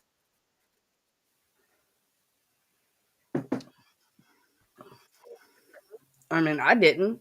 I just looked for the part where it said that they were found guilty and how much they were charged in the fine. I didn't see the attorney's fees until you brought it up. And you know what's funny is when I called Summit County, Ohio, and I said, yeah, I'm a journalist. I'd like to get these things.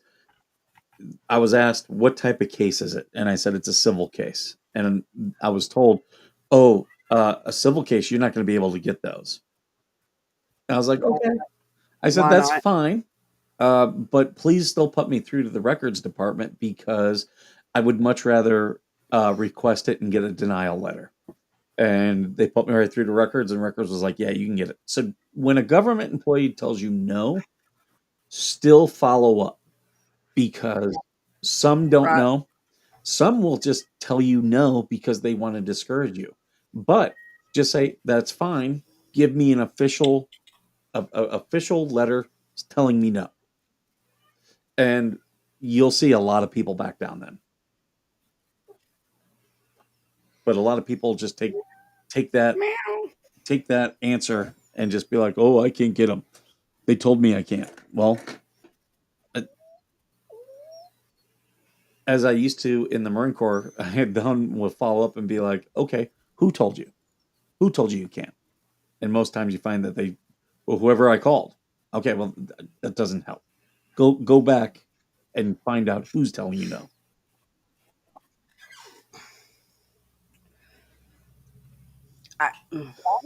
Why did they? I still don't understand why they told you you couldn't get civil records. And we've been pulling civil records for federal. Why can we not pull it for that? This Doesn't is make why. sense. Oh, thank you, TC. Gifted a membership. And Susie won it. Congratulations, Suzanne. Yeah. So this is why I always say most times it's not a conspiracy theory in government. Most time it's either ignorance or negligence. I think that person just didn't know. Like they didn't have a clue what they were talking about and were just saying whatever. And I've seen all my years working in government, I've seen that so many times. And that's why again, No, isn't the PPO criminal at this point since they've been found guilty of 2 contempts? I like money. I don't know. So I don't want to say I don't want to say for sure when I don't know for sure. It's possible. It is possible. I'll tell you this: if they don't pay, it absolutely becomes criminal then. I know, I don't know anything about other states, but I know about here in Tennessee. All protection orders are considered criminal Um, because it can go from just a regular protection order to criminal charges so quickly, especially with dangerous individuals. It's because most PPOs are for domestic violence type situations. um, See, okay. As I'm looking here, they're saying criminal or domestic violence protection order. But that doesn't mean okay. Down here they are saying civil.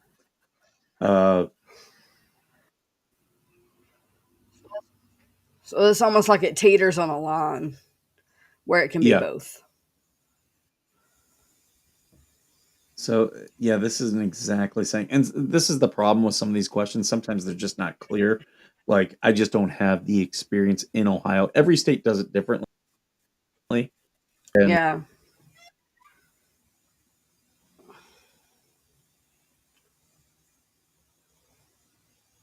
Okay, did I break or did he break?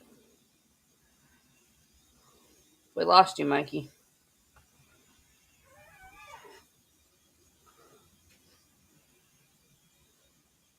Right, Peter?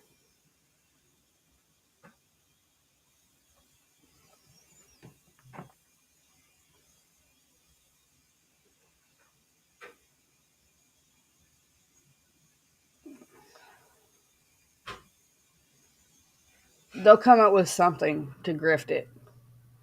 That's for sure.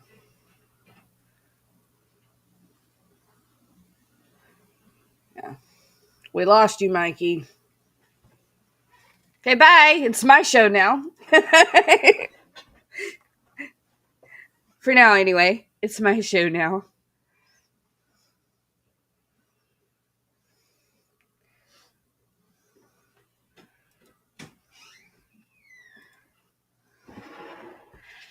I took over. It's a gremlin takeover.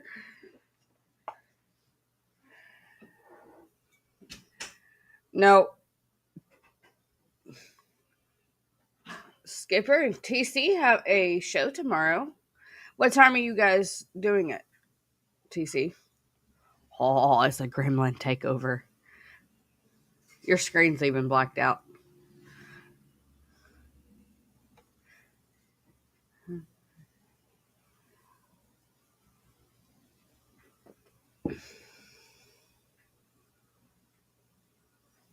Skipper.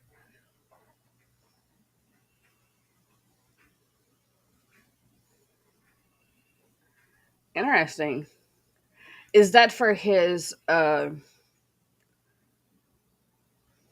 where he's being charged on his auctioning? Okay, guys, at lunchtime tomorrow, TC and Skipper have a show. Be sure y'all tune in and see TC have his ass handed to him in a debate. okay, there we are. I don't What know. happened? I lost internet for a second, or at least I don't think I lost full internet because I could still follow all the chat on YouTube Studio. Yeah. Weird. Restream is malfunctioning.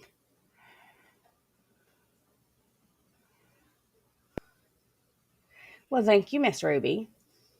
I feel better today. Other than the where it's lingering in my chest, I feel much better today. Tiny Man seems to be feeling better today too. He's raising all hell. He's back to himself.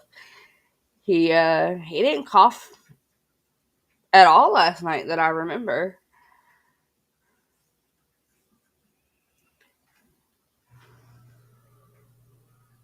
Oh, that fast, Sharon?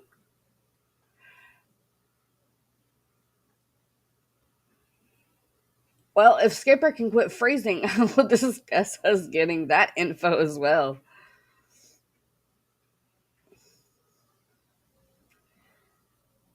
He's looking a little like Uncle Fester right about now. The way he froze.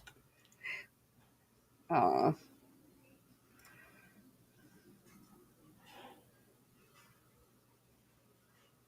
AVA!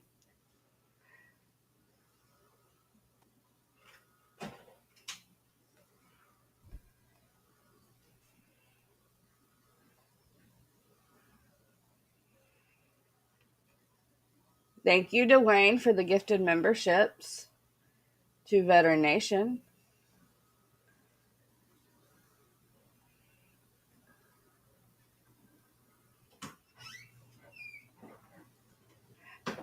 While my dear bestie is having technical difficulties, I will cover for him.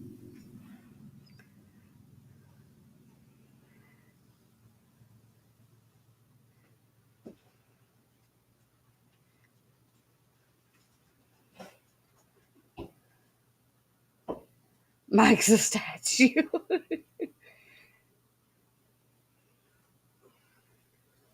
Skipper is already freezing in fear. Aw, you wish.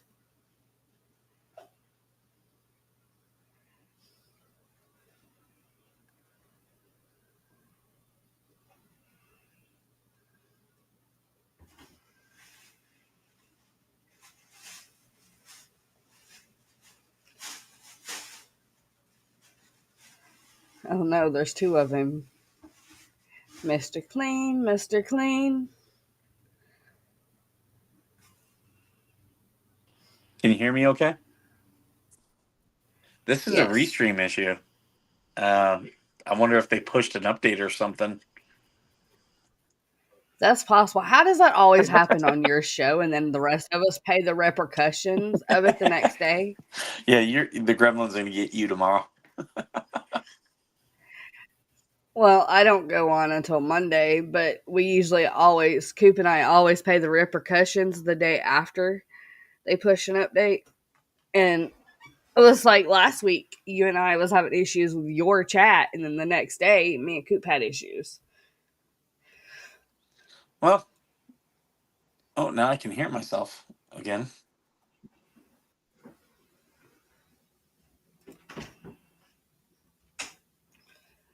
Oh, Miss Susie, I haven't even started it yet. The hubby's running around like a chicken with his head cut off cleaning. While I hang out with all of you beautiful people. Oh, dear baby Jesus. There we go. Should be better now. Oh, shit. What? Mercedes said that Travis is discussing releasing his footage from when they went and got Lloyd's stuff. Ooh. So he's pissed. I don't blame him.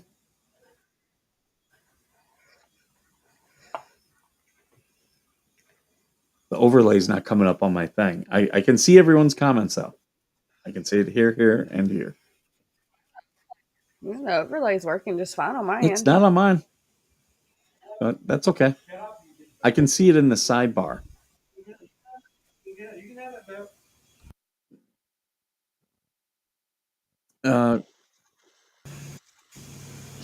Jeremy would likely No. file in Summit County Court because that's where he lives. Right. He could go to Lorraine, but it'd make more sense for him to file in Summit. And I find it interesting that Guapo hasn't spoke out on him getting sued by Jeremy either. That's odd. Just restart my computer real quick. I got too many things going.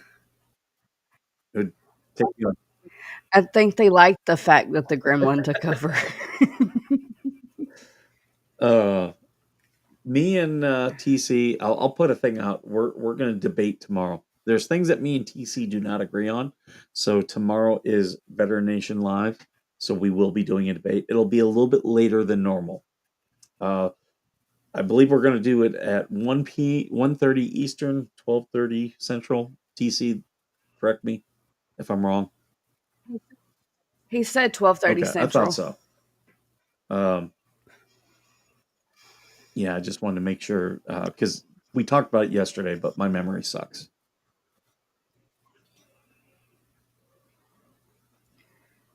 I am. Miss Gina, no, we have not had any updates today, which I have not even heard from Max this morning. So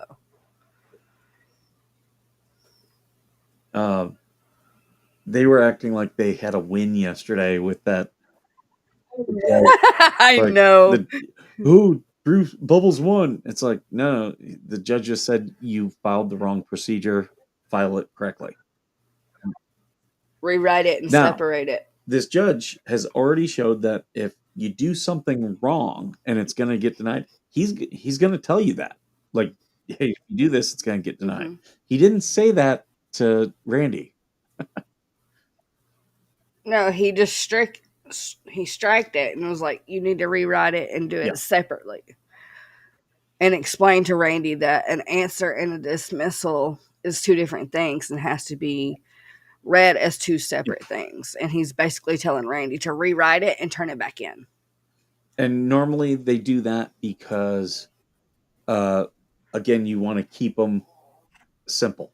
Keep each thing separate. Keep Yeah. it simple. Don't complicate issues.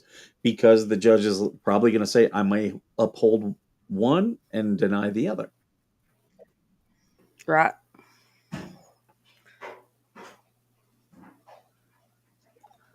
So yeah, right after we ended our stream yesterday, we got the stricken thing from McDreamy. Like literally, as soon as we ended, we got it. I was like, really?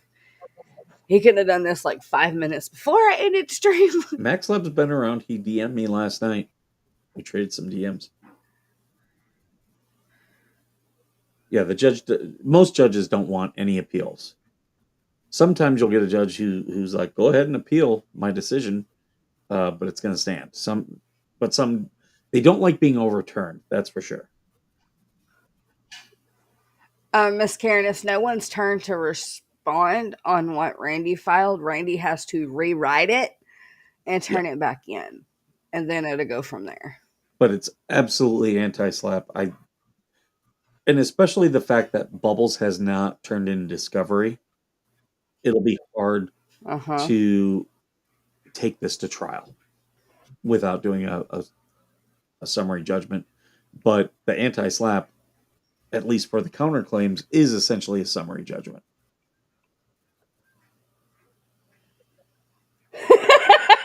Check our messages with you, me, and Coop. Coop's playing.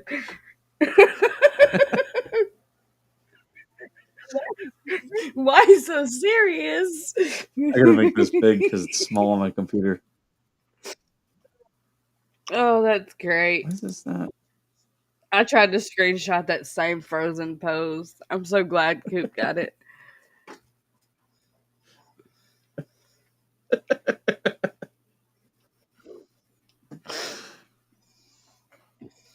Oh, someone posted in the fake group. Why can't people see that Jeremy is the aggressor and the narcissist, not just MP, Guapo, and many others over the years? The man lives off the drama.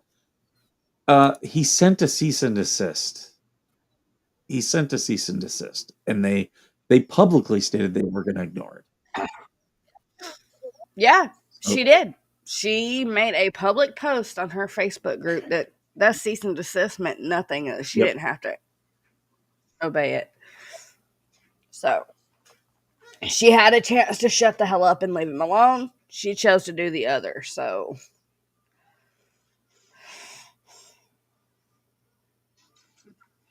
but they're also going off of that video that Lisa showed from Walmart. Man, weird stuff is happening The hell is with my that? computer. Sure. It's done. That's why we're not losing a lot of pressure. Holy crap.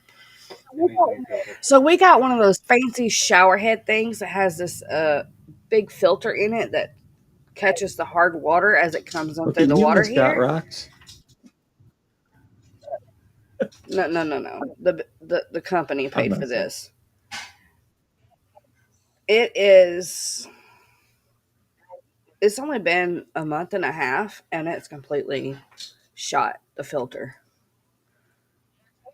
And we was wondering why our water pressure just like disappeared out of the shower Hmm. because it was working fantastic when we put this filter on it. Now we know he just took the filter out and it's Okay, shot. that makes sense. Bet your pressure and everything else though shut up. Probably. But see,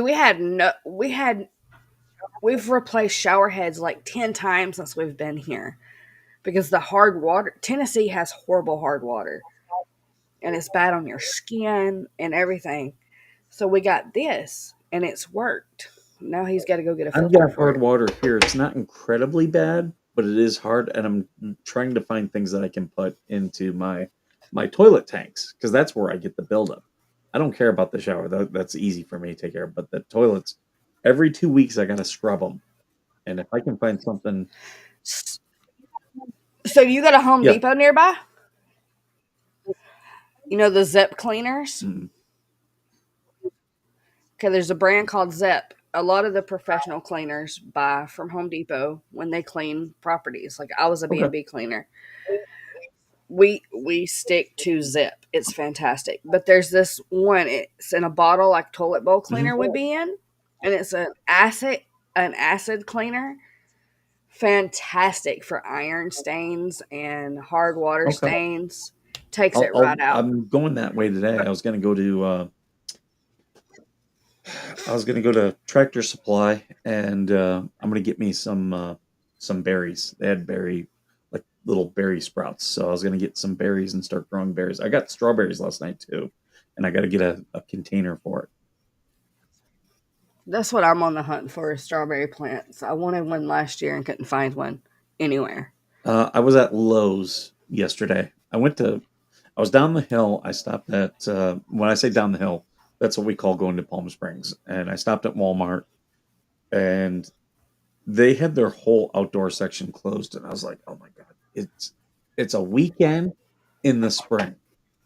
Like you're closing out your outdoor section. This is the time of year that should be open." So I was like, "There's a Lowe's next door. Screw you guys. I'll take my money there."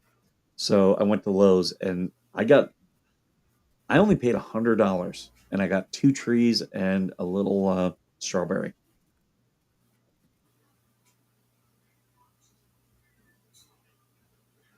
It's because they know you, TC.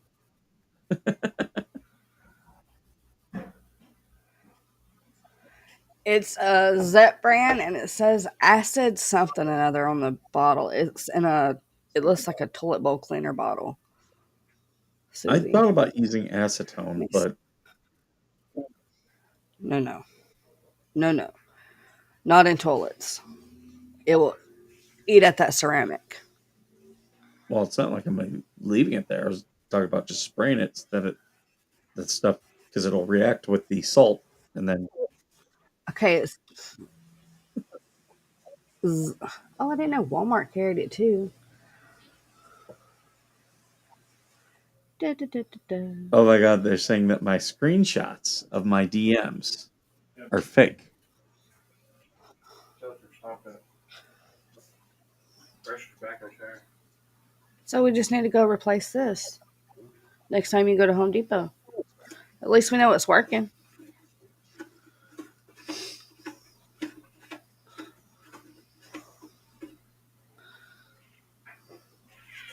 It was worth what the company paid for it. I have to say that.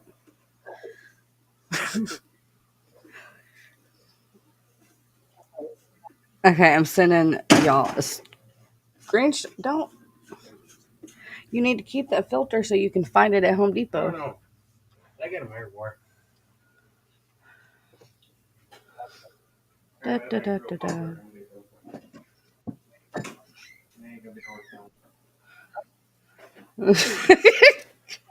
I just saw Max posted in our group, and he said, "I just woke up." Coop said, "Go back to bed. You stay out of trouble while sleeping."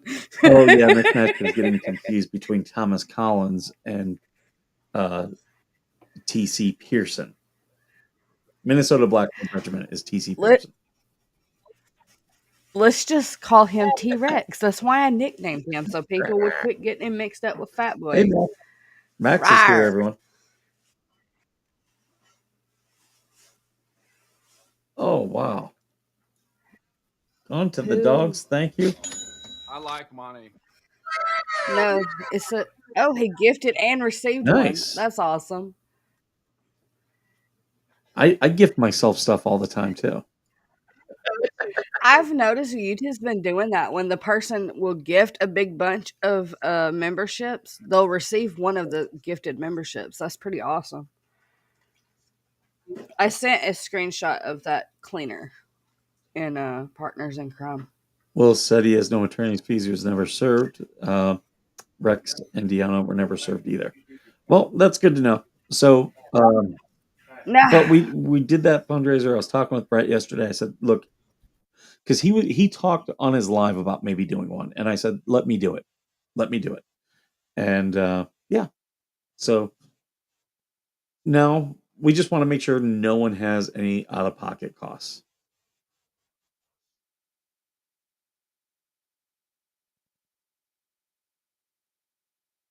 Are we still there? Okay. I'm just closing out my thing here, making sure it didn't end us. TC, that's not gravel, darling. That's calcium buildup from your water heater. You should probably drain your water heater and clean out the bottom of it. Flushing it. The husband's correcting me in the background. He said to flush your water heater.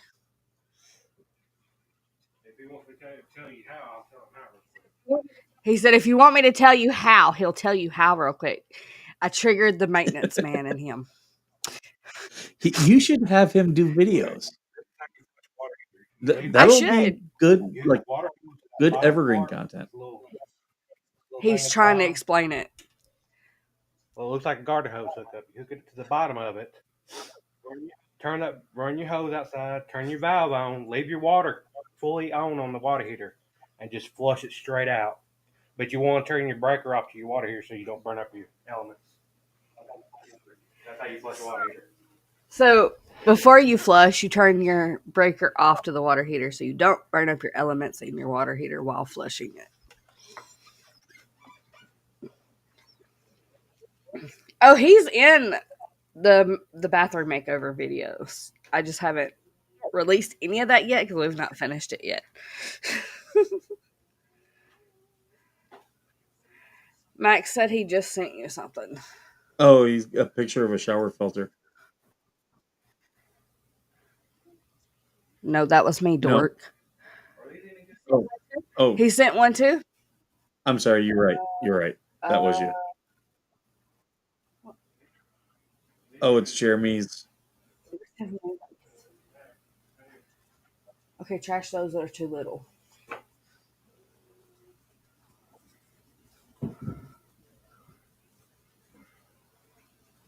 Oh, right, this is the ethics board on Russ.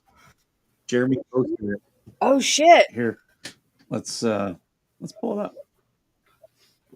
Was it a win? Well, there's an ethics board coming. It's on April 25th. Oh, it's a hearing? Hot damn.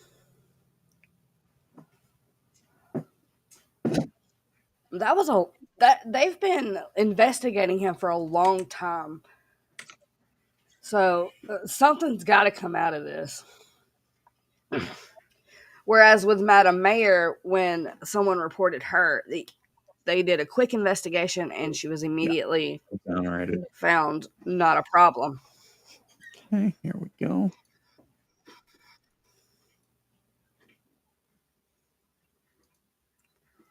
So, what a week. Deposition dodging, record of number of denials, trespass 5, frivolous case drop.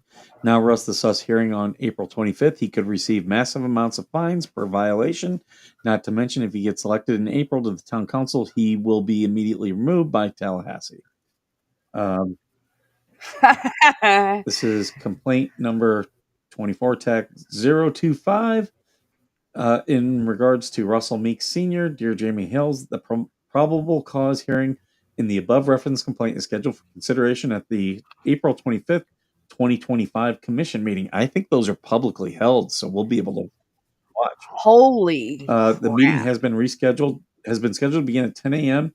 The third floor courtroom, First District Court of Appeal, 2000 Drayton Drive, Tallahassee. Under commission rules, the respondent, the complainant, and their counsel may attend the hearing to observe the commission's deliberations. The respondent and the commission advocate will be given 10 minutes each to provide statements to the commission. No witnesses may be called at this hearing, and no new evidence may be introduced. The sole purpose of the probable cause hearing is to evaluate the results of the preliminary investigation. If you plan to attend the meeting, please notify our office at least 2 days prior to the meeting. Please do not hesitate to contact this office if you have any questions concerning this matter. Oh, that was the other post. So there we go. Finally.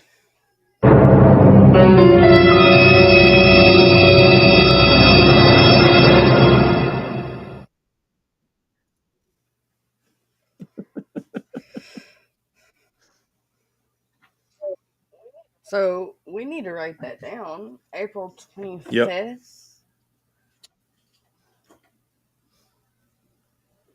10 a.m. So 4.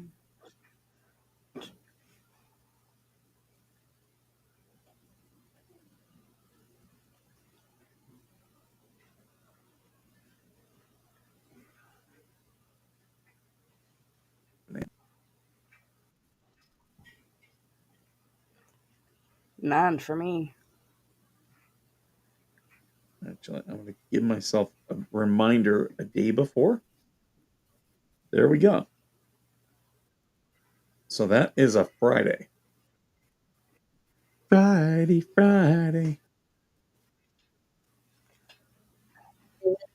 I mean, he didn't show to a depot, Miss Tammy, but I would hope he would show up to this because I don't think it would look very good for him if he doesn't show up. I think if Jeremy shows, they will take some action. I don't do here. We're talking about Russ not showing up. We know Jeremy will show up. I don't do hearings. Yep, right. That's probably what I he'd don't say. get along with Mr. Hales. Sue us. Well, don't start shit with him.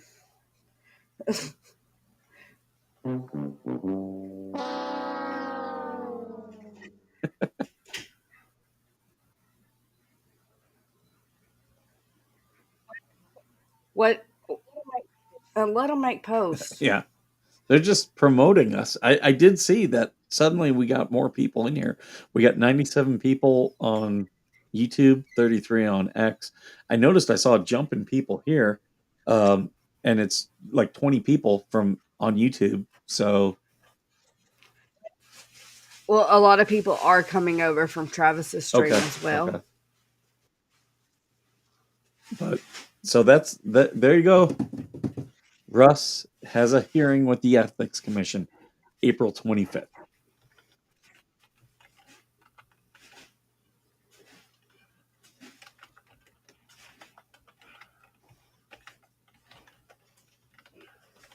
Mm. 10 a.m., right? Did Zim have his depot yesterday? I don't know. Did they serve him? I don't know. I can tell you as of last week, no. I have not talked to my contacts since then.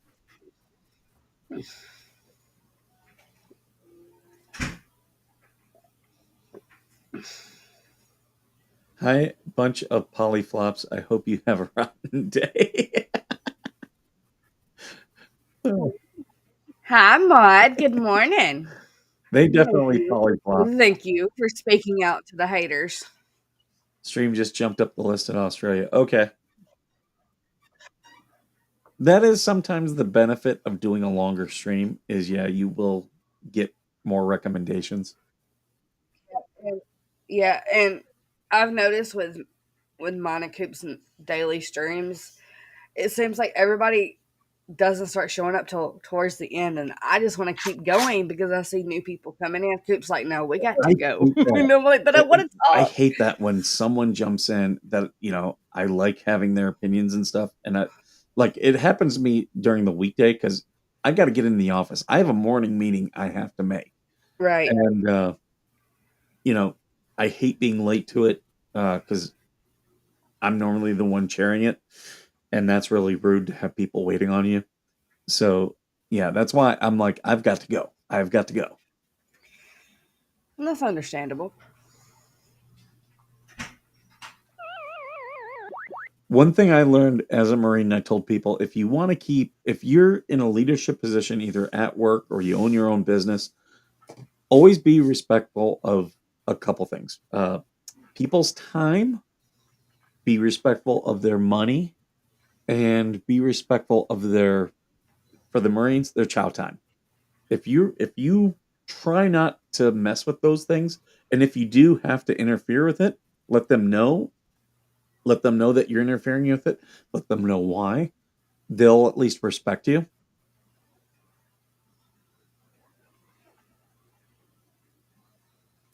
Like, I can't tell you how many times people would mess with Marines that I would see. And I'd be like, what the hell are you doing? And they're like, what? What? And I'm like, that guy has a family. Like, leave him alone. Can it wait?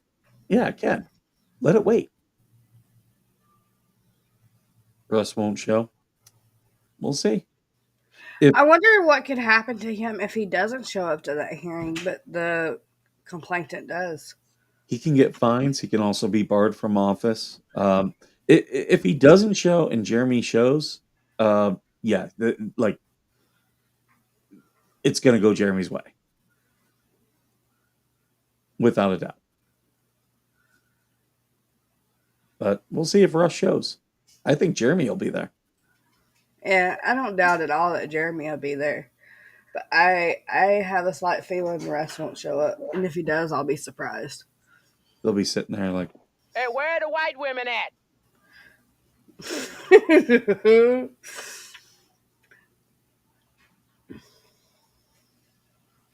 I don't see jail time. I don't see any jail time. This wasn't that serious. Barred from office, I could see. Fines, I could see. Wasn't some of the allegations turned in about him, the favors he was doing I know that was mentioned. in the complaint? Yeah. Now, whether or not there was proof of it or if someone talked about it, I don't know. I know there was witnesses, from my understanding, or victims. Maybe if Brett and Madam Mayor, I don't know if they're watching, but if they do, and if they have any insight, I'll happily send a link. Normally they pop in and watch on the weekends and give their comments.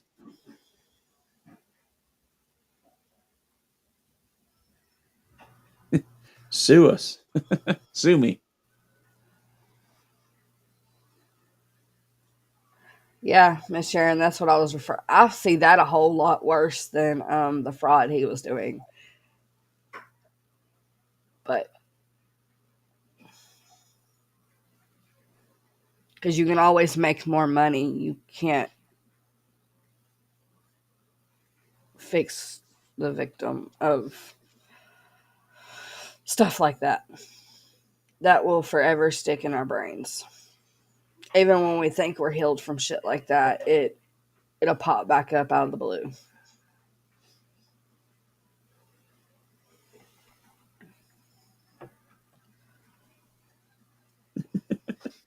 Slug, Skipper, Gay Black Samurai. Cat, I don't want you in my lap. How did I know that's where you're gonna go? See with my thing.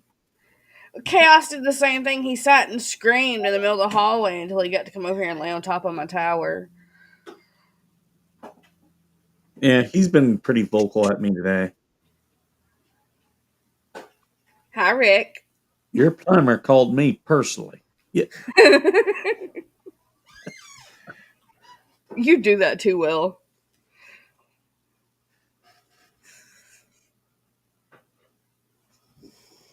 We got to get Miss Lynette to be our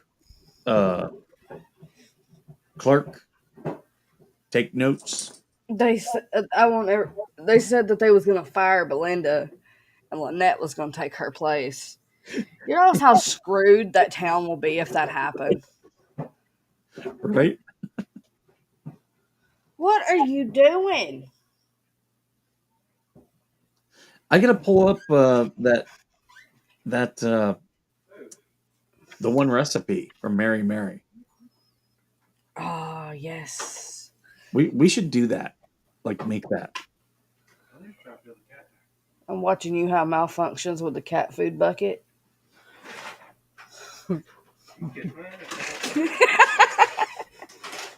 Did you hear him? I did. He said you can kiss my ass. He's very vocal today.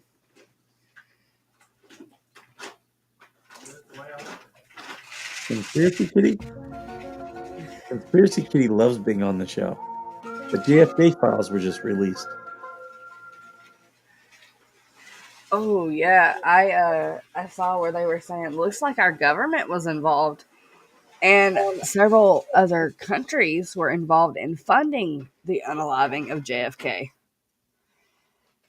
Me and Coop both make paracord bracelets. Coop is better at it than me, and we've talked about doing stuff. I want to start making other things, um, like probably more keychains, and I definitely want to do some Christmas, like Christmas or paracord Christmas ornaments.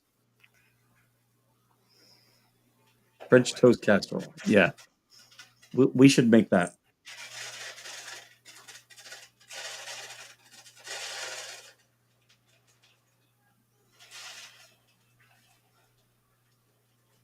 I wonder if they'll even eat that. They don't like kit and caboodle. My cats are spoiled and they'll only eat one brand of food, and he bought a different brand this week.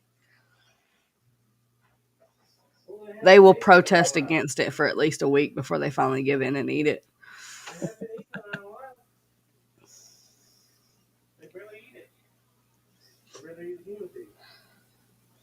Well, whose fault's that? Jeremy is rich. Don't let him fool you. Again, Jeremy's addressed this. Yeah, he reinvests all his money back into his businesses. And Like and any smart guy. again, it's his businesses. He has multiple that has money, not him personally.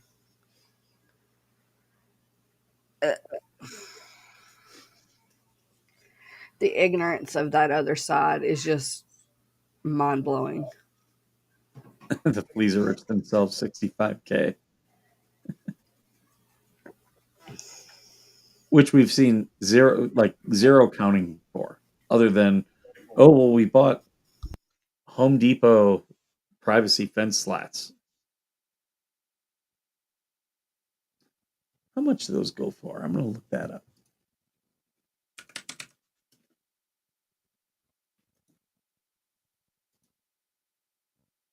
Piqued my interest.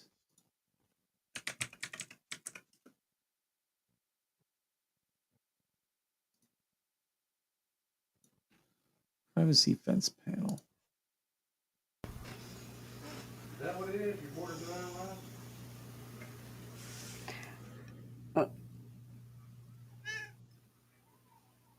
Meow.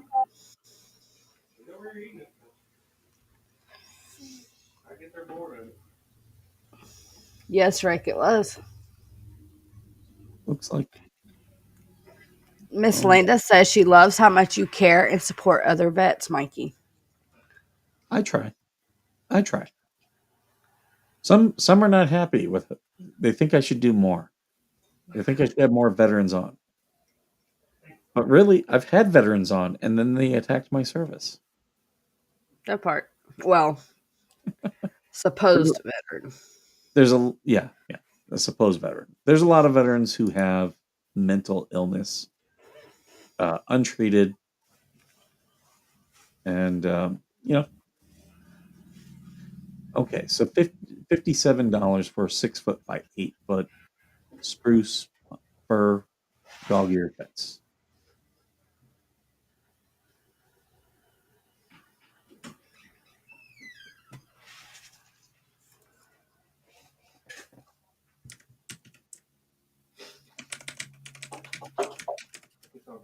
Yes, Miss Sharon, he does.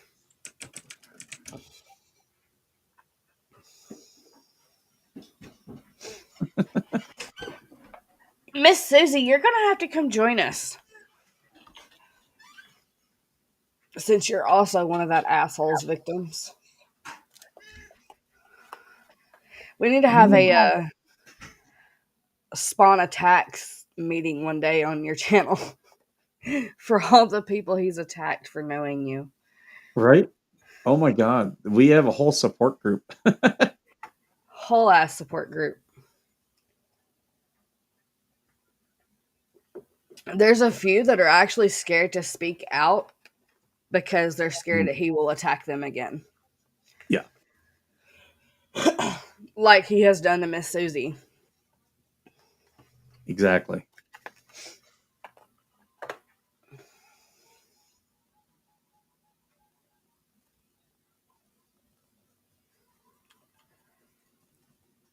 Exactly, Miss Mary. He's only one person. And I may not be a veteran myself, but my granddaddy was, my great granddaddy was, my husband's grandpa.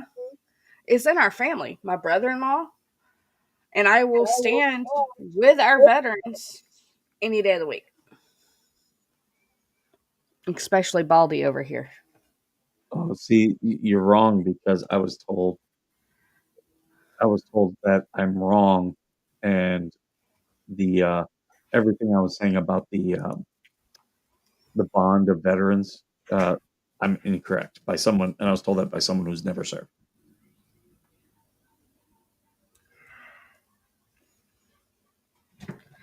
See, some people need to learn how to just shut up. If you don't know something about a certain topic, just keep your mouth shut and learn. It's not that hard. There's a lot of times on here when I'm on with you and TC and AVA that I don't know what the hell y'all are talking about, but I like listening to y'all and learning about it. I'll actually just sit there quietly and let you guys go on about whatever it is y'all are talking about. And learn. It's not hard to just shut up and listen.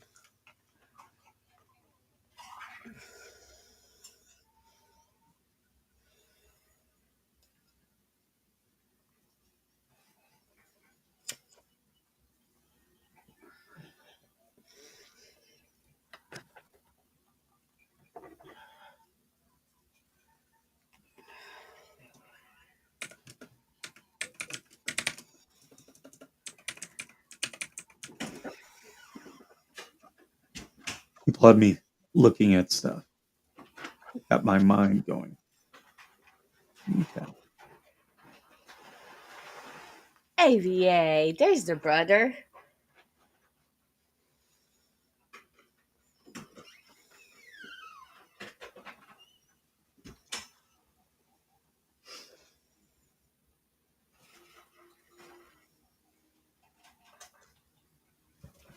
I've got money coming to me this month, so I'm looking up.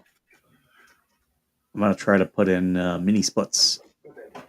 Mini splits. Yep.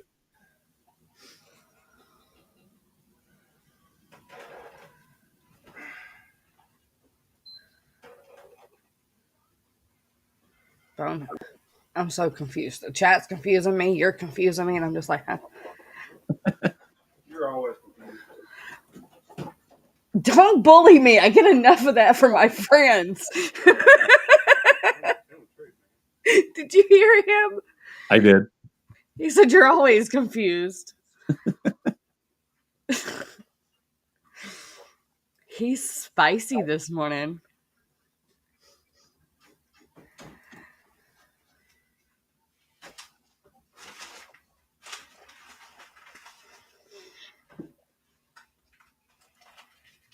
Oh, fun AVA. He said, I'm Aviation. listening. I've been cleaning. Kids are sick. Vomit on the floor. Hell of a day. Yeah, that's Those are the been fun our ones. week. Tiny gets to coughing so hard this week that he just throws up everywhere.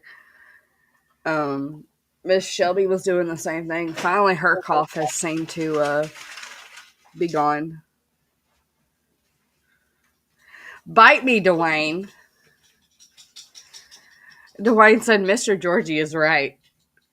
Don't give him a big head, okay? Thank you, I don't have to have a big head to know I'm right. That's because you're just like your father and you're always right about everything, even when you're wrong. That's all I want to be. A lot of our arguments stem from something that he swears up and down he's right about, but he's actually wrong about, and he can't stand to be wrong. 9% of the time you're wrong, you don't admit it. A bullshit. A bullshit. You don't admit it till you can't push it no more.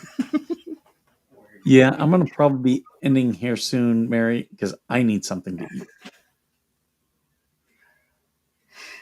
Take care of your sugar, Miss Mary. That's main priority. Hi, Rick. Ow. Hi, friend.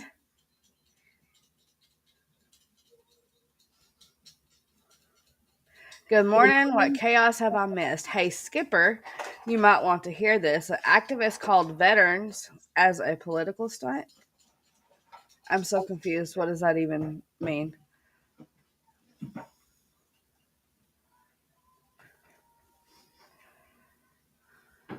Now you've got all the men in chat wound up. Thanks, honey. They called me a political stunt? Is that what they're saying? I don't know if that's what he meant or not. If it is, I'm pretty dedicated. I've been doing it for 4 years, almost 5, coming up on 5. I don't get how it would be political. Political, you make it political.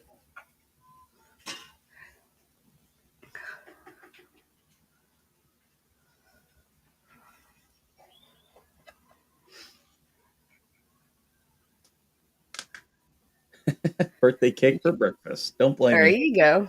If I could, I would. No cake here. He you're said, gonna hold flip on, that. we'll show you the article. He is in the server. Da, da, da, da, da.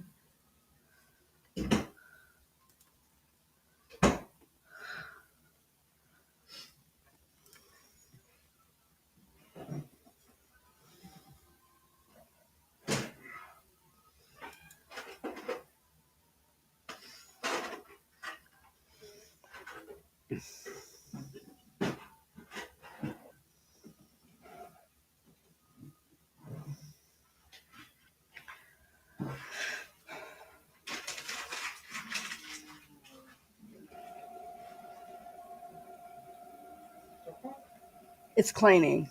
The printer cleans itself weekly. My sublimation printer started cleaning itself and it scared him. He was like, what the? Because it does this automatic self clean every week. Mm-hmm. And I'm so used to hearing it do it that I don't even acknowledge it anymore, but it just scared him. Don't you lay on my keyboard. Oh my God, I hate it when they do that. Everything goes haywire when they get on the keyboard. There's plenty of room, but he's gotta lay on the keyboard. Yes. He has to push all the buttons.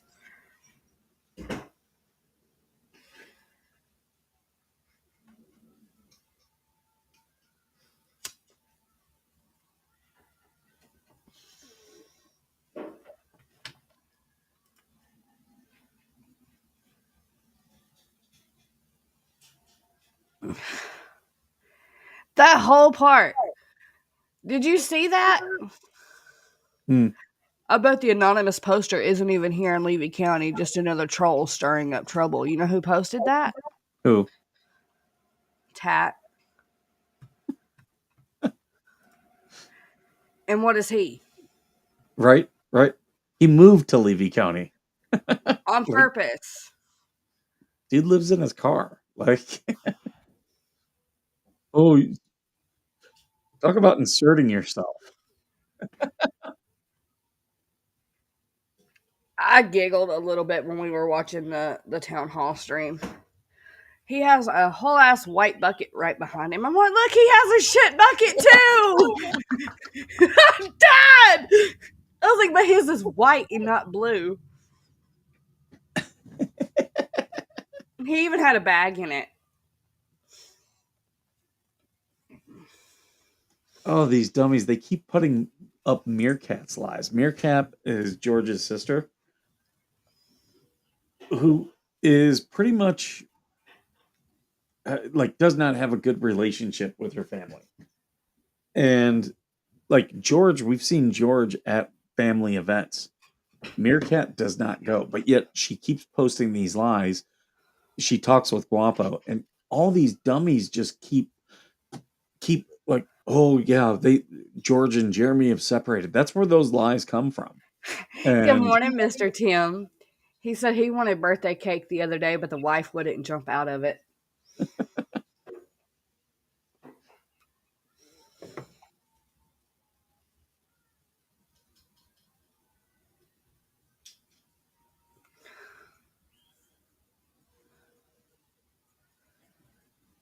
yeah, these Exactly, dummies. Tammy. How many times, like Stu? How many times does he have to be embarrassed by posting Guapo and Meerkat's lies?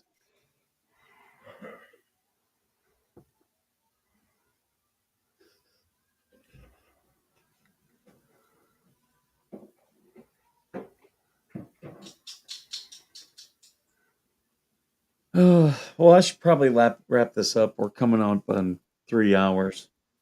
2.5. Yeah, but I mean, I got stuff I got to get to, and I'm hungry. I'm a hungry boy. Go eat. We'll cause some more chaos later. We I need need to do a foods. trucking stream. I need foods in my tummy. Yeah, we can do that. Tomorrow, after I do Veteran Nation Live, the debate tomorrow, 1:30 Eastern, me and TC. So everyone check out that. But afterwards, we could probably do something. Is it going to be a debate or is it going to be a TC takeover as usual? Because once TC starts talking, it doesn't stop. Well, we're going to be discussing Trump, Oh, dear. and we're going to be discussing Israel for sure, because he and I have some differences of opinion. Happy birthday, Miss Tammy.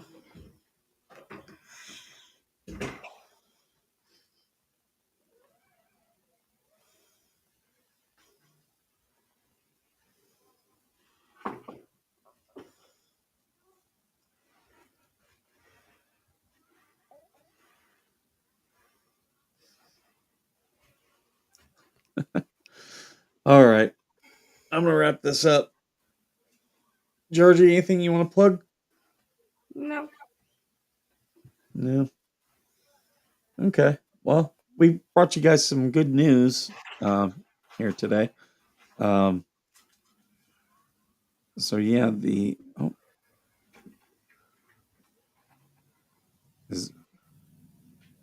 wait a second. Hold on, I'm gonna check something real quick. What are we That checking? is- Oh, okay. Yeah. So that's the new bumper. Okay. I just want to make sure it looked different, and we had all those issues earlier. So, all right. Well, I'm gonna get going. Check us out tomorrow for sure. We'll have a whole debate here. Come torment TC tomorrow. Absolutely. 12:30 Central. Ask him why his arms are so short. Yes, he has a normal sized body, but these little bitty arms. All right. Thank you, everyone. Check us out I'm tomorrow. not tall though. My arms match my body height. His If, doesn't. if I get done with my chores, maybe we can drive tonight. Maybe we'll see. Yep. Just let me Oh, know. turn on notifications, then you know. Yeah. All right. Thank you, everyone. Bye, And guys. thank you for all the questions, comments, and all the super chats and everything. And as usual, thank you for being worth serving.